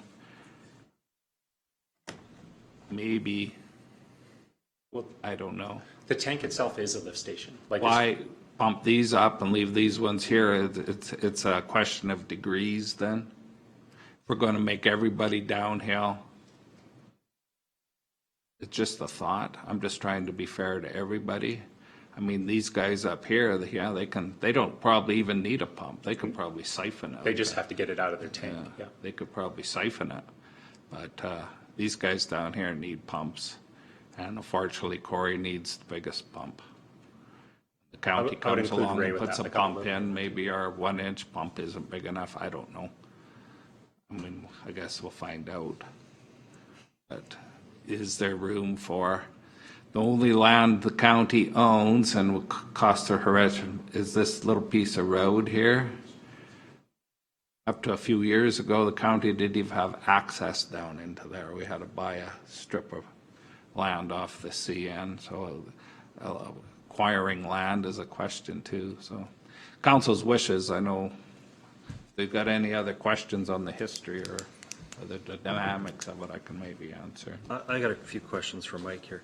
So you say the system's good for now, and I understand that the way it's set up, at some point it's going to have to go, because the lagoon that we're putting in will be able to treat raw effluent, and it will be able to pump just like every other system. So I'd like to see something for the whole area when that comes. And if we can phase in lift stations, like in this corner, if it has cost effective, we can put in a lift station that will go into the next thing, but we need to look at the whole thing first. Because we've got rid of a septic field, we're putting in a lagoon system. Up on the hill, it's gonna pump up there, so, and eventually those tanks will fail. I know some people, there was mention here before about the concrete's starting to fail. So, but that whole system, the problem with that is the whole system was designed as a pump out system, and how that works with changing elevation of services on each house and everything is an engineering nightmare, I'm sure. But we're gonna come to that point probably 30 years down the road. Eventually, for sure. So I think we should, money well spent would be to get the whole idea down now. Or like we're talking development, we need to know that. We need to know if we need a lift station for these 50 lots get to go, we need a lift station here, that's the cost. The developer can pay for part of that. I have no problem with that, offsite levies and all that work. But we need that plan. To do a one-off right now, I agree, there's a problem, but we need to have a solution that's gonna be long-term, not just a one-off. And unfortunately, you're stuck in the middle right now, but we need to fix this in some way, but I want to do it the right way. And Rosebud's been a mismatch of different ideas. We've inherited some of it. No fault of anybody's. We're making the best of it. We're doing the best practices right now with the lagoon, and it's going to be a long-term solution. I think we should look at that here in any of our hamlets as a long-term solution. up till last November, Lagoon wasn't even part of the picture at Rosebud. We had our hat hung on Symbiotic. And then this lagoon, this septic tank thing would be the future of Rosebud. And maybe it is still, where we just kind of increased our options with the lagoon system. So we're still in this limbo period. We don't know what the future system is even going to look like in Rosebud. Is it going to be a lagoon, or is it going to be the Symbiotic? Is it going, I don't know. I would suggest. And if we're going to put in a lift pump, those people on the bottom will all need bigger pumps, I'm sure. How are we going to accommodate them? Are we going to put another lift station down here? I don't know, because I'm thinking it can go backwards too. Yeah, everybody could drain to that lift station, you add But another line. eventually, yeah, pushes it they'd up, have to and put then- in a and then it main all flows in. 8-inch lines to service the hamlet. But there needs to be low points established where we have to put the lift stations. And that's where the engineering all comes in. That's right. And maybe it's already been done, I don't know. But to look at, you know. Through the chair, very high level Yeah, right now. but I think it needs to be some costs in future, because we take little bites at it, and the pieces all fit together over 20 years or 10 years, then we know it's, the plan is, and going forth with future councils, they know what's coming, right? That's how you get it done right. Well, through the chair, I think I've got enough information to carry it forward with the staff and do more discussion with the staff over it. How they're gonna manage it.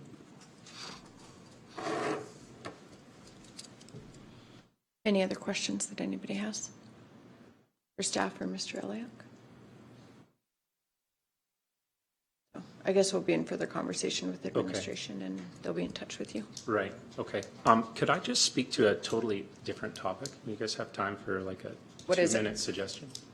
I've become, since being part of the Hamlet, I've been here for almost 10 years, became good friends with Dennis Snyder, who was maintaining the landfill dumps transfer site, and recently let go. We actually aren't going to speak to any personnel issues, Well, particularly it was a with privacy suggestion issues. that I had made to Dennis that he didn't take my advice. He came to me that day and said, Not going to address it right now. We're just do it? dealing with wastewater. Yeah, you thank guys should you. give him a going away party. You should let him say goodbye to all the people he worked for. That's Thank what you. do. Thank you. All right, thanks for your time. Thank Sorry, you. I just want to apologize for not making the last appointment. I was super sick and didn't actually realize 2 days had passed where I thought one had. So, That happens. Thank you for coming in today. Yeah, thank you. Thanks, Frank. okay.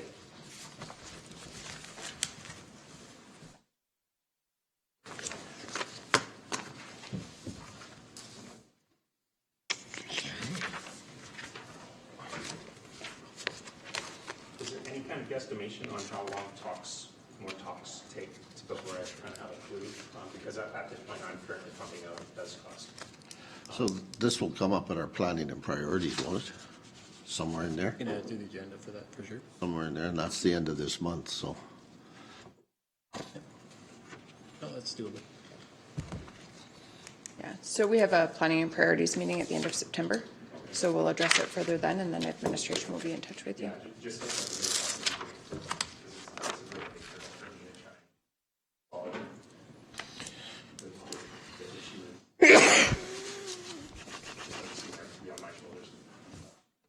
Thank you so much.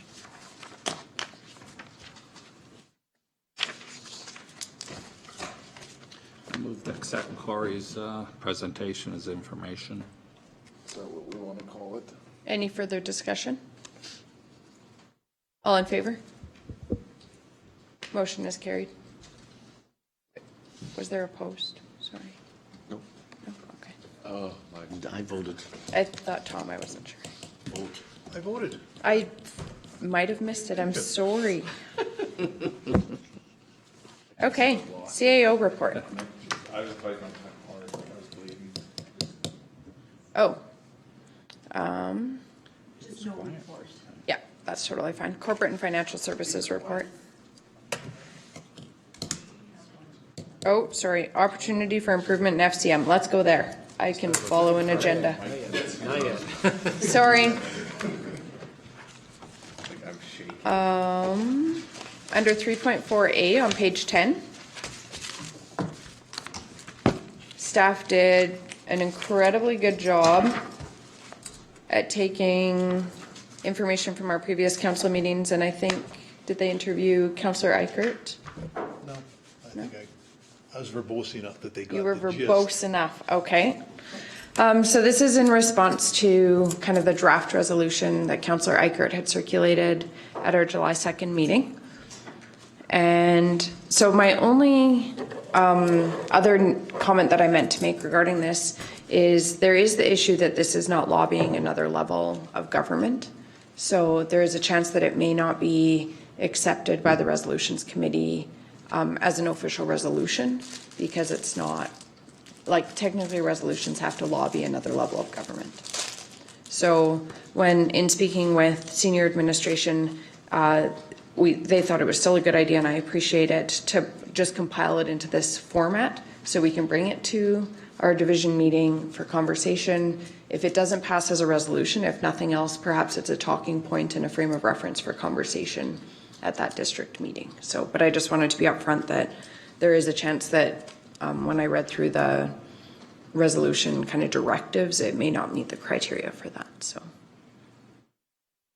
And I just want to thank staff. This is really good, but I would like to address this not being another level of government. FCM is a $1 billion a year line item in the federal government, and if that is not another level of government, which is part of my problem with this whole thing, because everybody goes there with their hand out. You're not lobbying government at that point in time. We're lobbying FCM. I believe they are another level of government. They are. You know, And I so, think that's yeah. good discussion, like Yeah. further Yeah, discussion and for at like- RMA. Right. And like I said, this is really good, and yeah, I appreciate the work that's been put forward on this. So is there anything anybody would like to see added to this before we take it? We need to submit it today. The deadline is tomorrow for the central RMA meeting. I get that. I think it did a really good job of capturing some of our concerns, as well as some of the progress that was noted that FCM has made. And I think it'll be a really good grounds for conversation. You even got your scheduling in there, that's good. Inappropriate scheduling. Yeah, exactly. All right. Good. It's not the iron fist that I was hoping for, but it's okay. Well, I mean, I think we want to balance the iron fist with the increasing the probability that the district will support it, right? And there are even around this table some varied perspectives. I think we should have a motion to ratify this so that I can send it to RMA. I will move to ratify this motion. Councillor Eichert has moved ratification. Any further discussion? All in favor? Opposed? Motion is carried.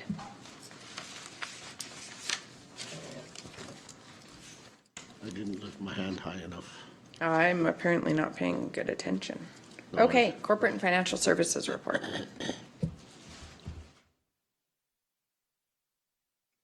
Good morning. Brian grew hair.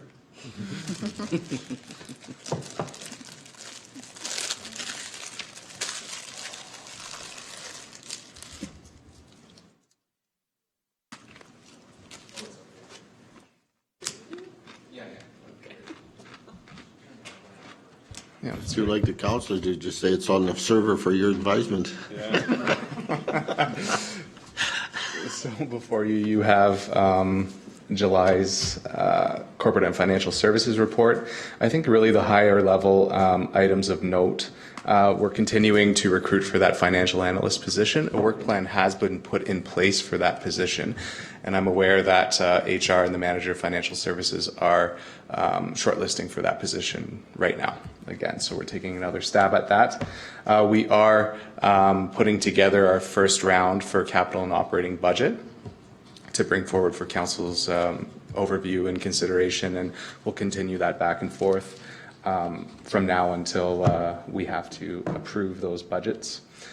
In addition to that, for the assessment, we do have the Assessment Review Board 2 residential hearings that are scheduled for October 9th, 2019, and the non-res assessment appeal to be scheduled for a later date, which obviously overlaps into my department as well. And furthermore, that's pretty much it actually from the higher level points to note for that department. Excellent. Any questions? I actually have one. What is working with water and greater sites for future centralization of support and equipment? Is that IT stuff? Or do I know? That would be corporate services, yes. So that would fall under the IT. Okay. And I could get more details for you and clarification if you'd like. That's okay. Okay. Any other questions? A motion to accept as information? Also move. Councillor Bigger, all in favor? Motion is carried. I saw you. Community and Development Services report. Through the Reeve, not much has changed since our last council meeting with regards to any differences between our permit issuance and what's coming in from a development and planning perspective, as well as safety codes. So nothing really to note there. We are continuing to meet with applicants and take in applications, obviously, as our operations continues. Some major projects to make note of to council. Obviously, tomorrow we'll be meeting on the economic development side of things with regards to rolling out some branding options that council and the economic development board will consider. So that's very exciting, and we're meeting tomorrow at 2:30 p.m. at the administration building. Community services, obviously, we continue to unravel and work on some of those capital projects, the Carsland Outdoor Rink project, as I updated council at last meeting, other cemetery inquiries that we continue to have intake for. And with regards to GIS, council did approve the GIS ESRI program last meeting, so we're going to be rolling that out shortly as well. And once we continue to roll that out, we'll have ongoing training and development exercises for both administration staff and council.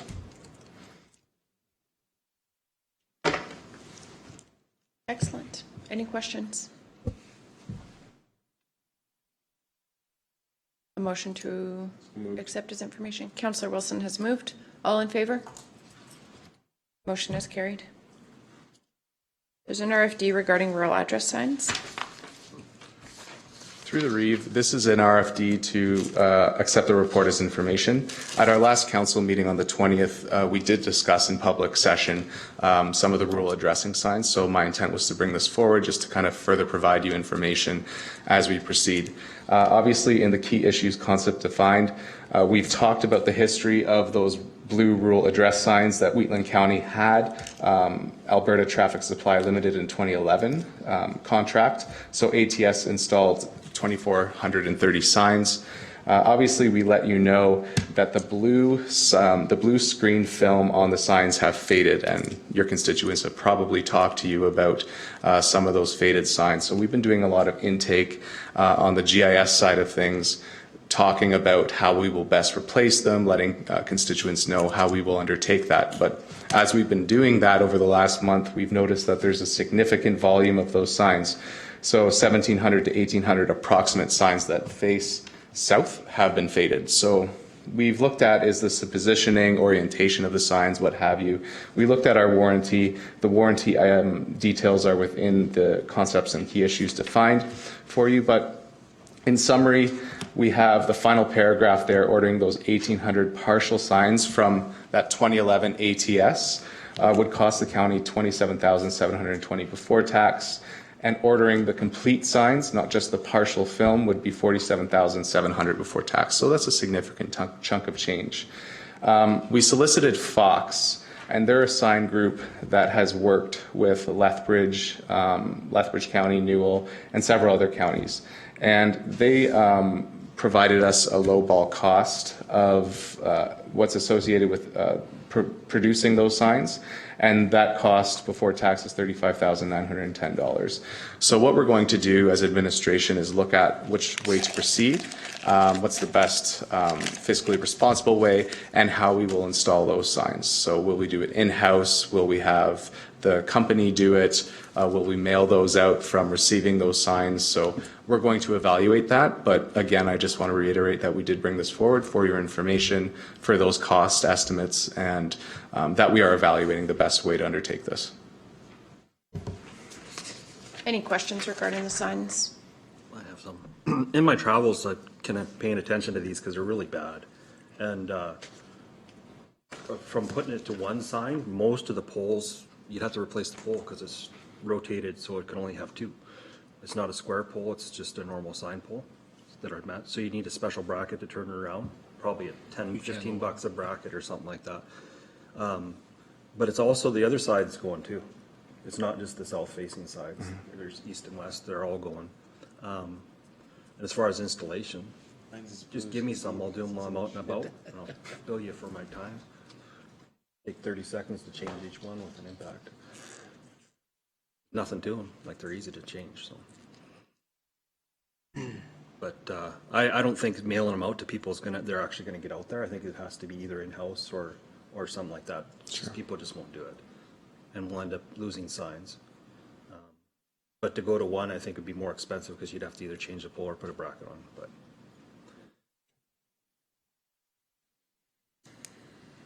Any other I thought questions or originally that comments? we put them up once, and the rest of them, from then on, it was up to the landowner.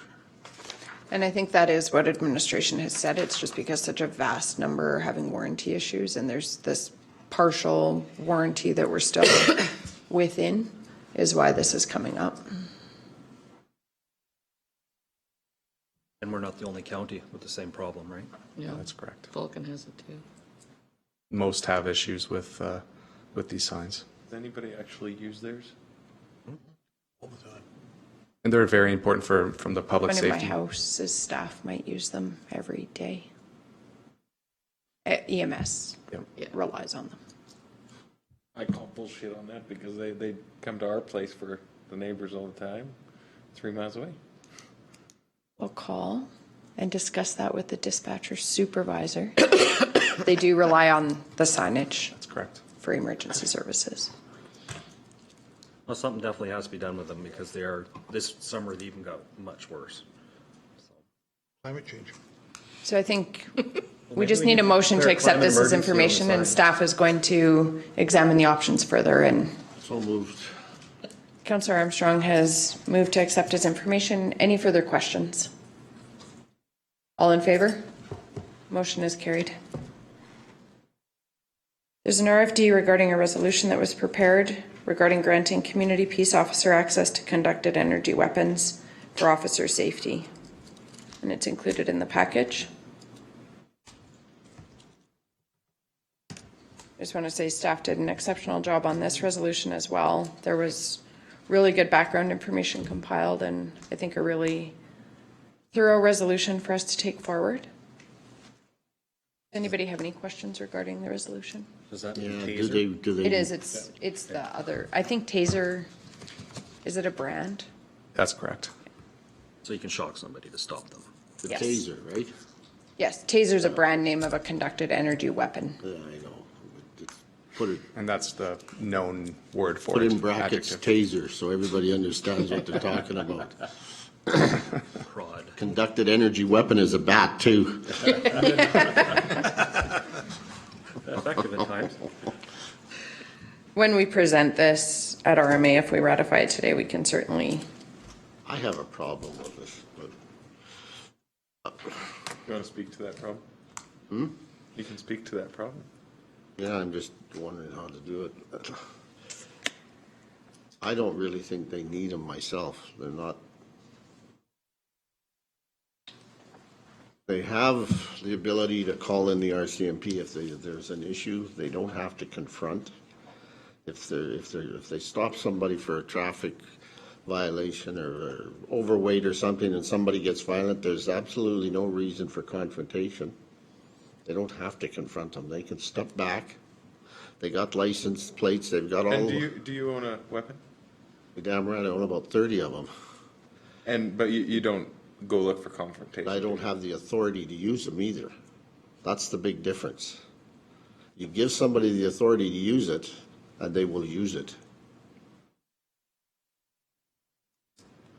That's the difference.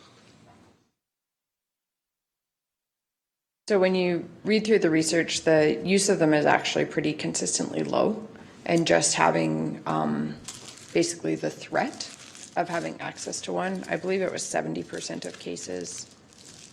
Let me pull up a number because I hate quoting wrong numbers. We use less than 70% cases where more use is threatened. Where was that at, Tom? That's under CEW as the use of force application, first paragraph. Yeah, so on page 32 under I CEW guess is the my use of issue force is, weapon. if you get to the point where you're gonna have to use it, you have to get the RCMP involved anyways.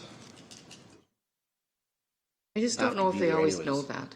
I just I- don't know if they always know that.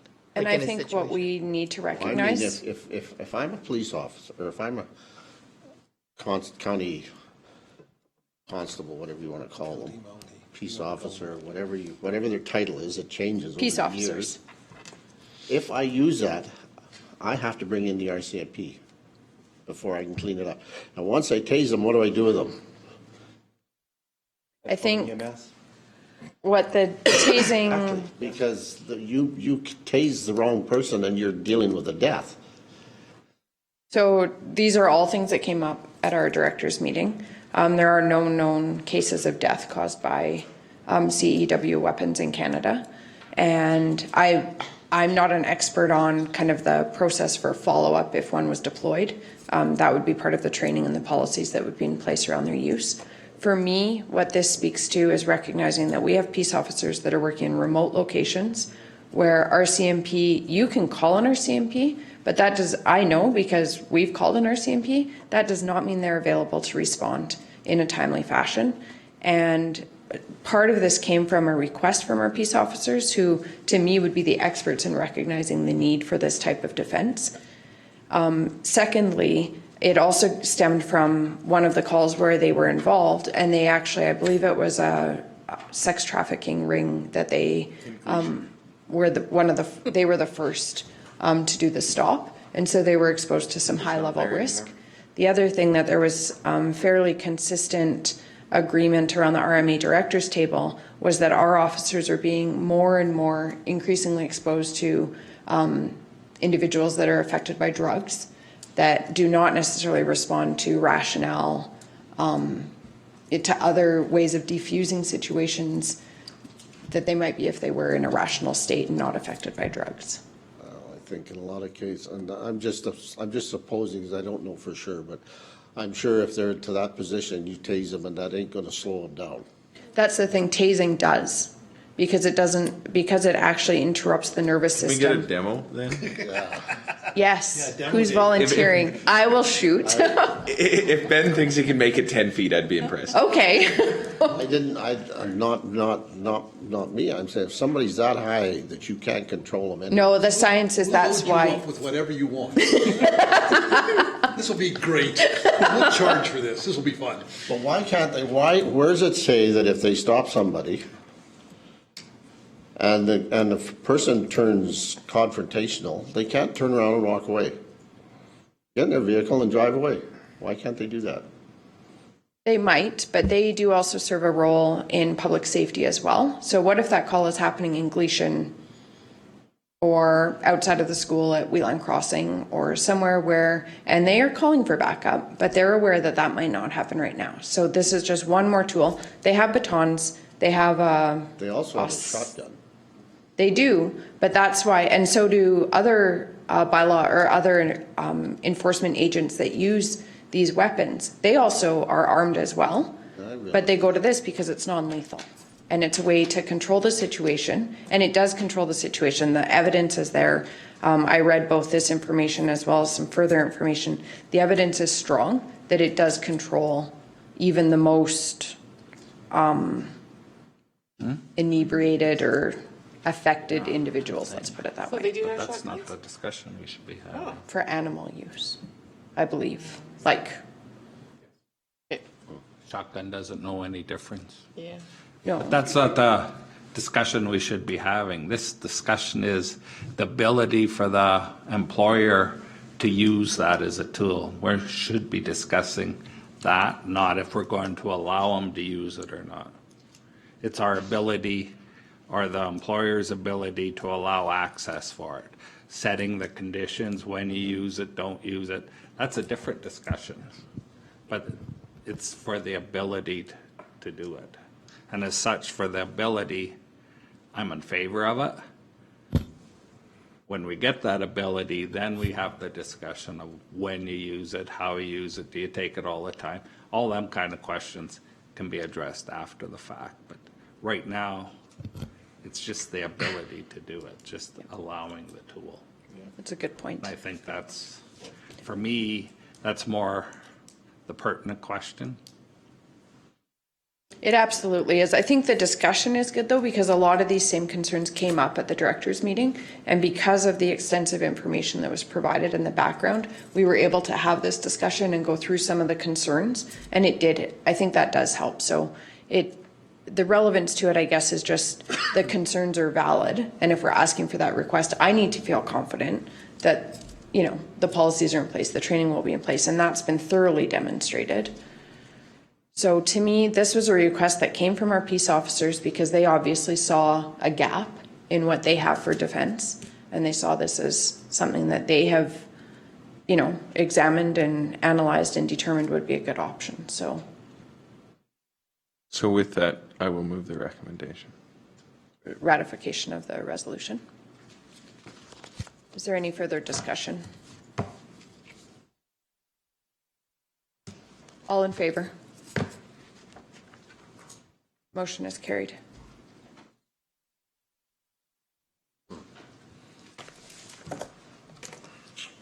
Transportation and Agriculture report.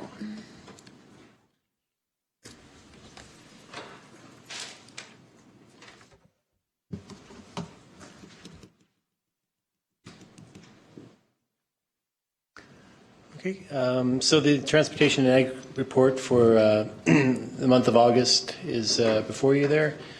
Just some updates. We've completed the oiling on Range Road 261. I believe the majority of the work still in Carsland is completed in the capital works there. And really just finishing up some of our construction. We're about 3/4 of the way through our Range Road 245 project. Getting near to the highway now. We'll be working the next few weeks here. Excellent. Any questions regarding transportation or agriculture? Mike, did you hear anything about Highway 24 going straight up to 817 yet? Because they were working on that.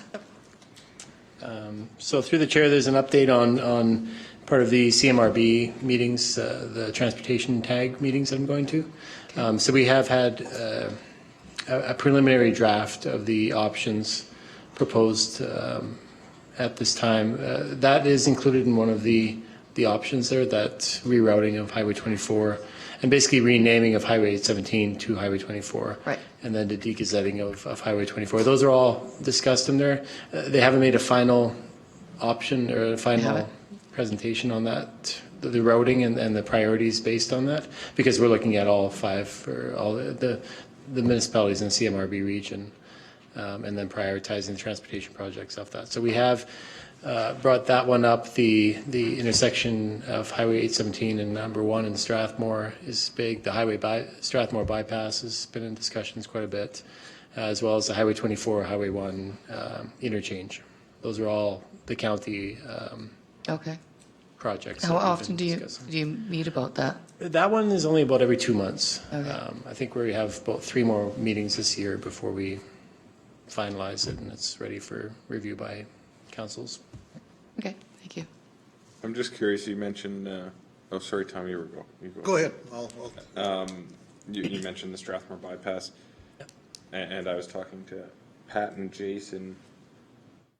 Strathmore, they were hoping that we would share their opposition towards the bypass. So is there time for that? Not that I support that. I don't think we're, through the chair, I don't think we're at that level yet. We're still discussing and looking at the priorities of that. Once the original draft comes out here, I think there'll be, definitely there's conversation about the need for that at this time. And I think the flavor is pretty strong against it. So I'll say we'll look and see what the final result is, but I think it's not going to be as big of a concern. I just want to, 261, I haven't been on it since it's been finished. I was on it in mid-construction. Yep. And it looks terrific. Very nice. So just for how long was the county crew on that stretch road to do that piece? 4 weeks, 3 weeks, somewhere there. Jeez, I want to see the date, because they had to bump the date back a week. I want to say it was the second week in August. And that was all that was done by county workers? 100%. Yeah. Yeah, They did an excellent job. It'll be interesting to see. I think this is the way, I think it looks like a great system going forward that for heavy use roads that we have a lot of dust control on, that this may be a good thing to be looking at down the road. So thank you. Yeah, through the chair, just some details on that. We did go out multiple times with Foothills County to discuss and actually had our crews go out there and watch their system, their application system. It's really good. We got really good feedback back and forth. It was a good exercise to go through. And then we actually did modify their methods a little bit to make work better for us. Truthfully, talking to them, they weren't crazy about a lot of the methods that they were doing, and they were trying to get them changed. So we went forward and did our own little system here. Works great. You'll see in the end of September here, I've got quite a few more roads on the 3-year plan proposed in a similar fashion. So.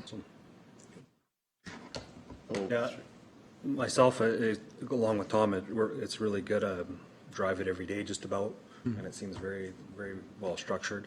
I think it is something that we could look at in the future. And my understanding is Foothills does all their county with that, or majority of their roads? Through the chair, they do a split seal coat in some roads. The majority of them are MRO, the maintainable road oil. But they like to vary a little bit. They have different dust control methods that we're looking at here to bring in a polymer type dust control that they showed us a few roads that are 4 years plus, and you would think they were done yesterday. So that's awesome. It's quite neat. And then Been with heavy. Heavy equipment, exactly. It all maintained. You can grade right through these dust controlled roads. It's pretty neat. There's a few limitations with it, but we're going to work that through and hopefully try some next year. And then the only thing I mentioned to you earlier was the corners on 261 and like Township Route 250. That you can clearly see where they went straight across, but you said they're going to look at filling in the radiuses there. Something else was going. Nightingale Road. Getting a lot of verbal about Nightingale, speeding through there. If we could have some constables go in the area and maybe get that sign out there too again. That digital sign, speed reduction. It started out there. It's rotated through. I don't know which community it's in right now. I think it's in Carsland. It's been there quite a while. Yeah. I think we have a couple of them though. And we were going to purchase some more in the next budget, I thought too. Through this budget, through the chair, we were only going to buy counters. We didn't have any budget for more digital signs. Okay. If council likes, we can add a couple more for next year's budget as well. How many do we have right now? We just have 2. Yeah, and we intend to cycle them through. Yeah, I have not had any speed complaints in Carsland. They're very effective. I would not be opposed to seeing 2 more in the budget. That's just me. I think they're very effective. Speargrass works really good too. They own their own, but. Yeah. And just to back on 261, on snow removal on 261 with an MRO, is that done with a plow or on a plow truck? It's with the plow truck. Yeah, we basically go onto a surfaced road, snow removal now. Okay, thank you. Yep. And MRO is a lot less expensive than a. Substantially less than a paved road, like yes. half or what Oh, kind of? more than that, yeah. Oh, really? I think with the contractor pricing, we're looking around $300,000 a mile, whereas we still estimate $1 million a mile for pavement. knowing that there is limitations with this product as well. We won't have the same load capacity. We definitely don't want to put it on any high-end industry roads, but Right. For dust control for a lot of the residential you look at in the next year's plans here, it definitely makes more sense. Through the chair, when is the haul crew going to be at the Neglorn pit? That I don't know. I don't think it's in the report here. Just send me a email when they're going, about approximately when they're going to be out there. Okay. Find out, thanks.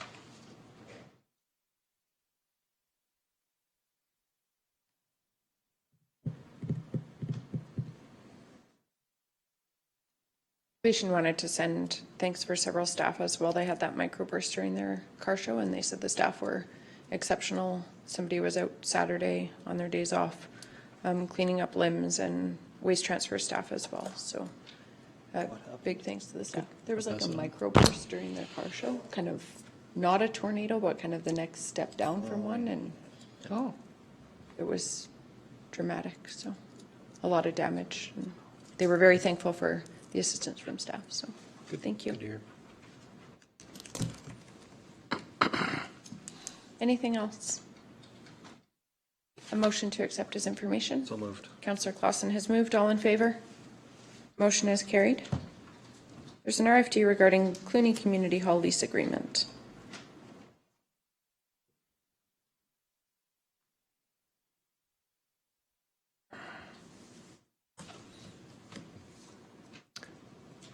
So through the chair, this is the 5-year renewal of their, the community association's use of that community hall.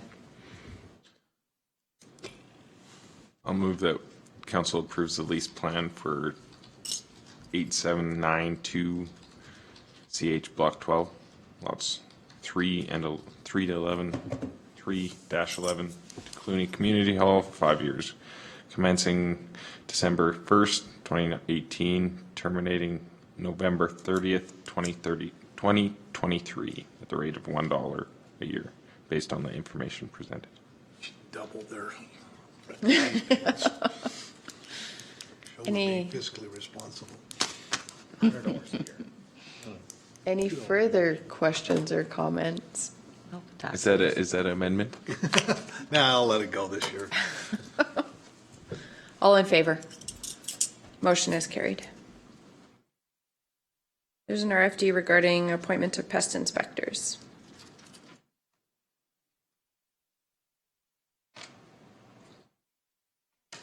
I'll move the recommendation. Albert Anderson and Wyatt Carlson as inspectors under Section 10(1) of the Ag Pest Act for the term of their employment. Any questions or comments? All in favor? Motion is carried.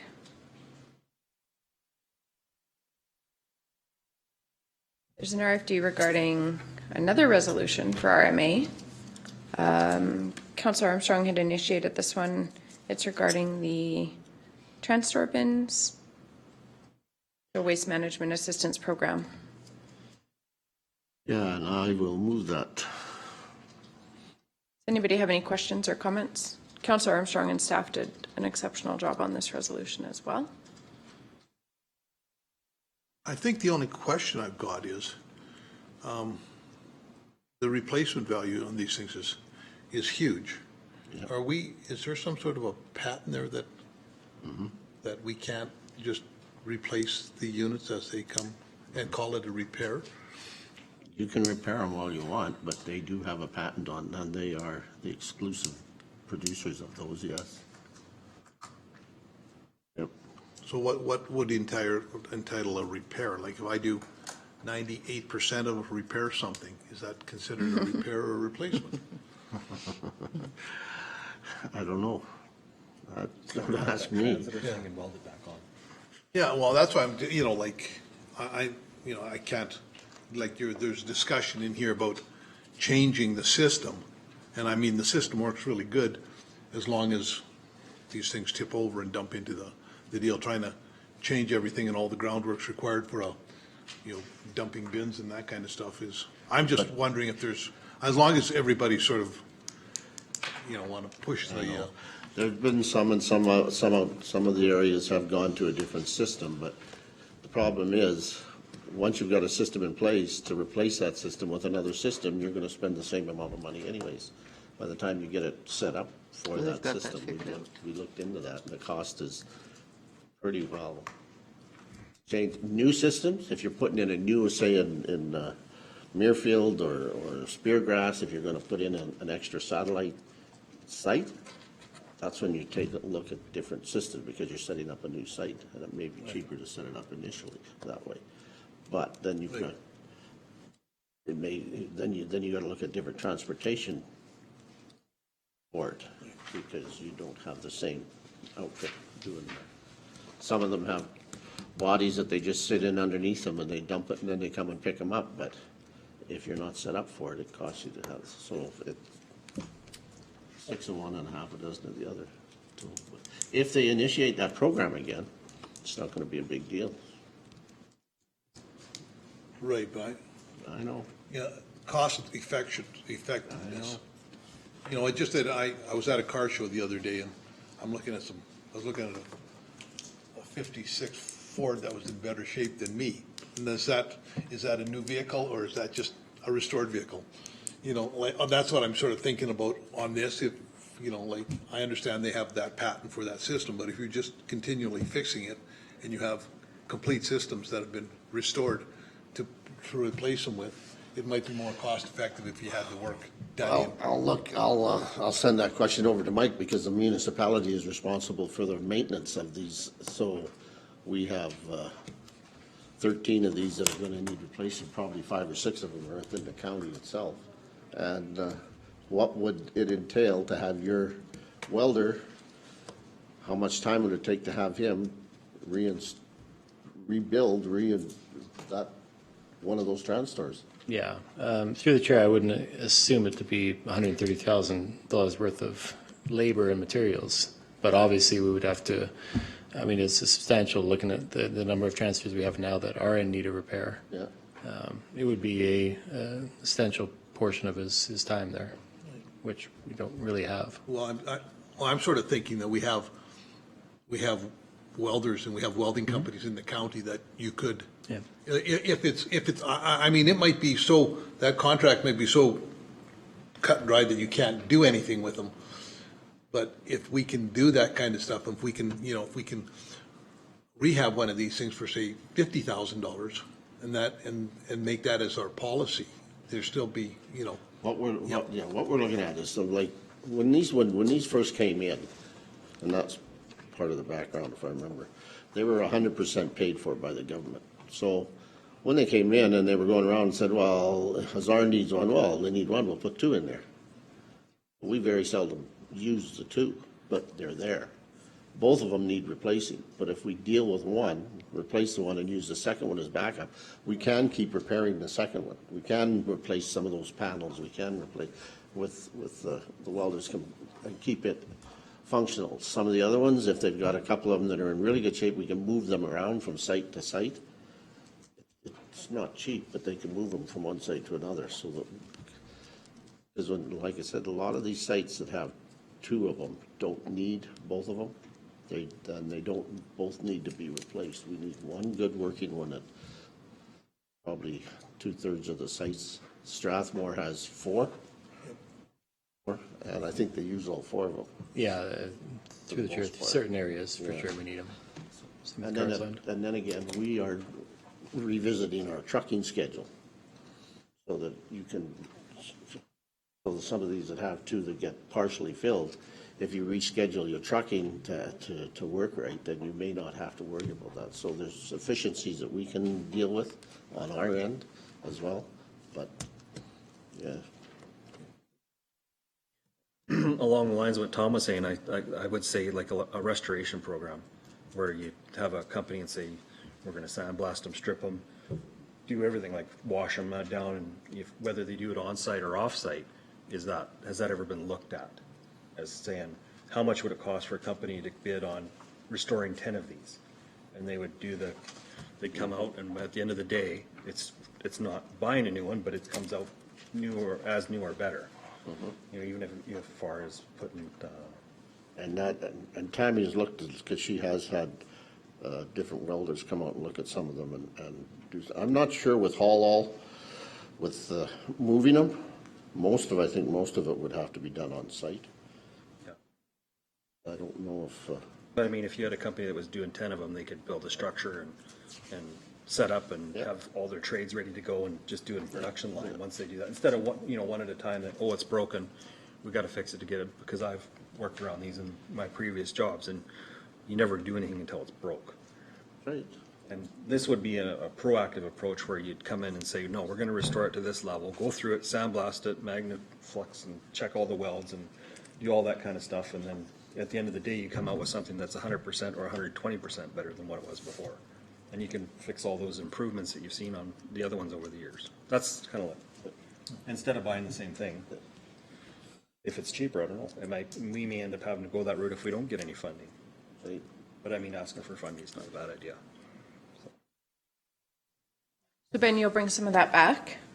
In the meantime, are there anything you would like to see changed with the resolution? I think if we move forward with that is what I'm hearing.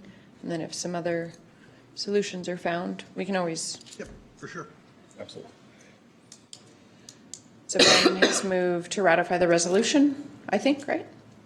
Yes? All in favor? Motion is carried. Councillor Armstrong. You bet. And we have a fourth resolution, which staff pulled together incredibly quickly. I said it didn't have to be done for now, but She was quick. but staff did it. A lot of the background work was done. So this is on that extended producer responsibility around recycling. We heard about it at the last RMA district meeting we were at. We had an industry representative speaking about it. And Councillor Armstrong had mentioned that perhaps we would want to bring it to RMA at some point in the future, just at our last council meeting, and staff pulled this together. I think it speaks to all of the issues around EPR and the impacts it has on recycling. There's lots of good background work that's already been done by AUMA and Waste Management Hub, and as well the Recycling Council of Alberta. If council's in favor, I would just like to see it ratified so that we can send it forward to RMA. I'll move it forward. Councillor Armstrong has moved. Any questions or discussion? Who's speaking to all these things when they come forward? Amber. I'll have to figure I that second out. that. If the individuals who brought it to our attention, like if Councillor Armstrong wants to speak to the waste ones, or I'm happy to bring it to RMA, whatever. Not worried about that. They're easy to speak to. Okay. They don't give you much time anyway, so. No. The chicken on a hot plate. Any questions about the EPR resolution? Just, Oh, not to the resolution, but to the staff, have we received the UMA questionnaire yet? Has anybody seen that? Don't believe so. Because the urban municipalities were sending around a survey about this producer I responsibility. don't think I've seen the survey. I read their work on it, but I haven't seen a survey. Okay. I'll watch for it though. Okay. Any other questions or discussion? All in favor? Motion is carried. That's timely because we'll be discussing this in Peace River here in the next 3 days, so. Yeah, for sure. No, I really do want to commend all of the staff that worked on resolutions. I think you did an exceptional job, and it will be good to move them forward to RMA. There's some important issues there. So, Protective Services report.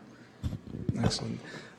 Through the Reeve, just a few items to note with regards to protective services and related to last council meeting. So we are moving forward with the master plan and the revisit of the department as directed through council. I'm hoping to bring back an update to you with regards to our status on that, but it is accelerated. So I've talked with our consultants and we are moving forward at a rapid pace for council. Just letting you guys know. And our stats are there. We appreciate that. One other request, if council's in favor, we had spoken about it previously with other administration. The fire associations and the fire departments had some interest in council actually visiting the fire halls, and it just didn't get organized previously. Are we still interested in doing that?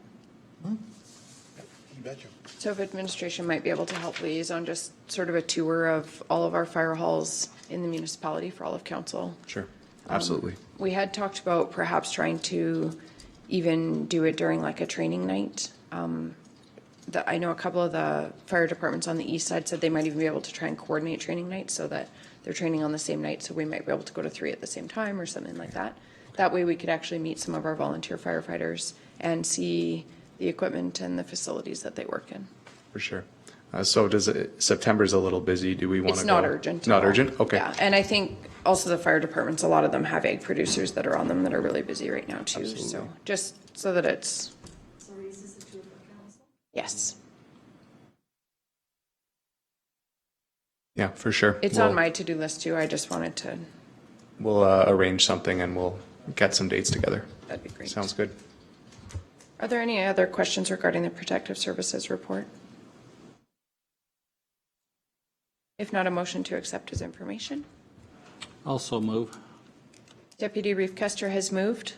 All in favor? Motion is carried.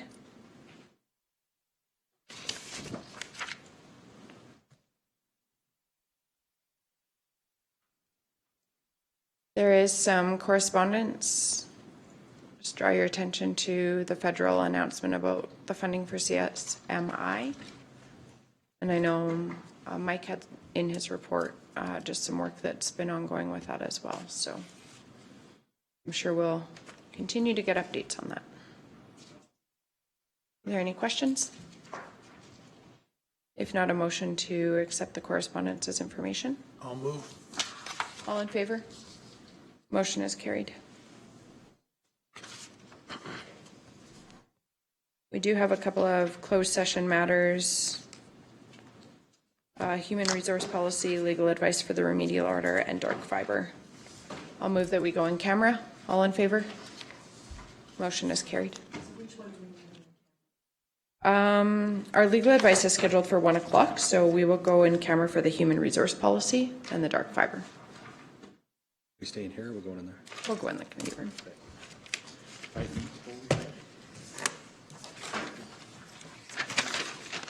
What's that? Yeah, we'll come back. I don't think so. I think you're right. Another fellow.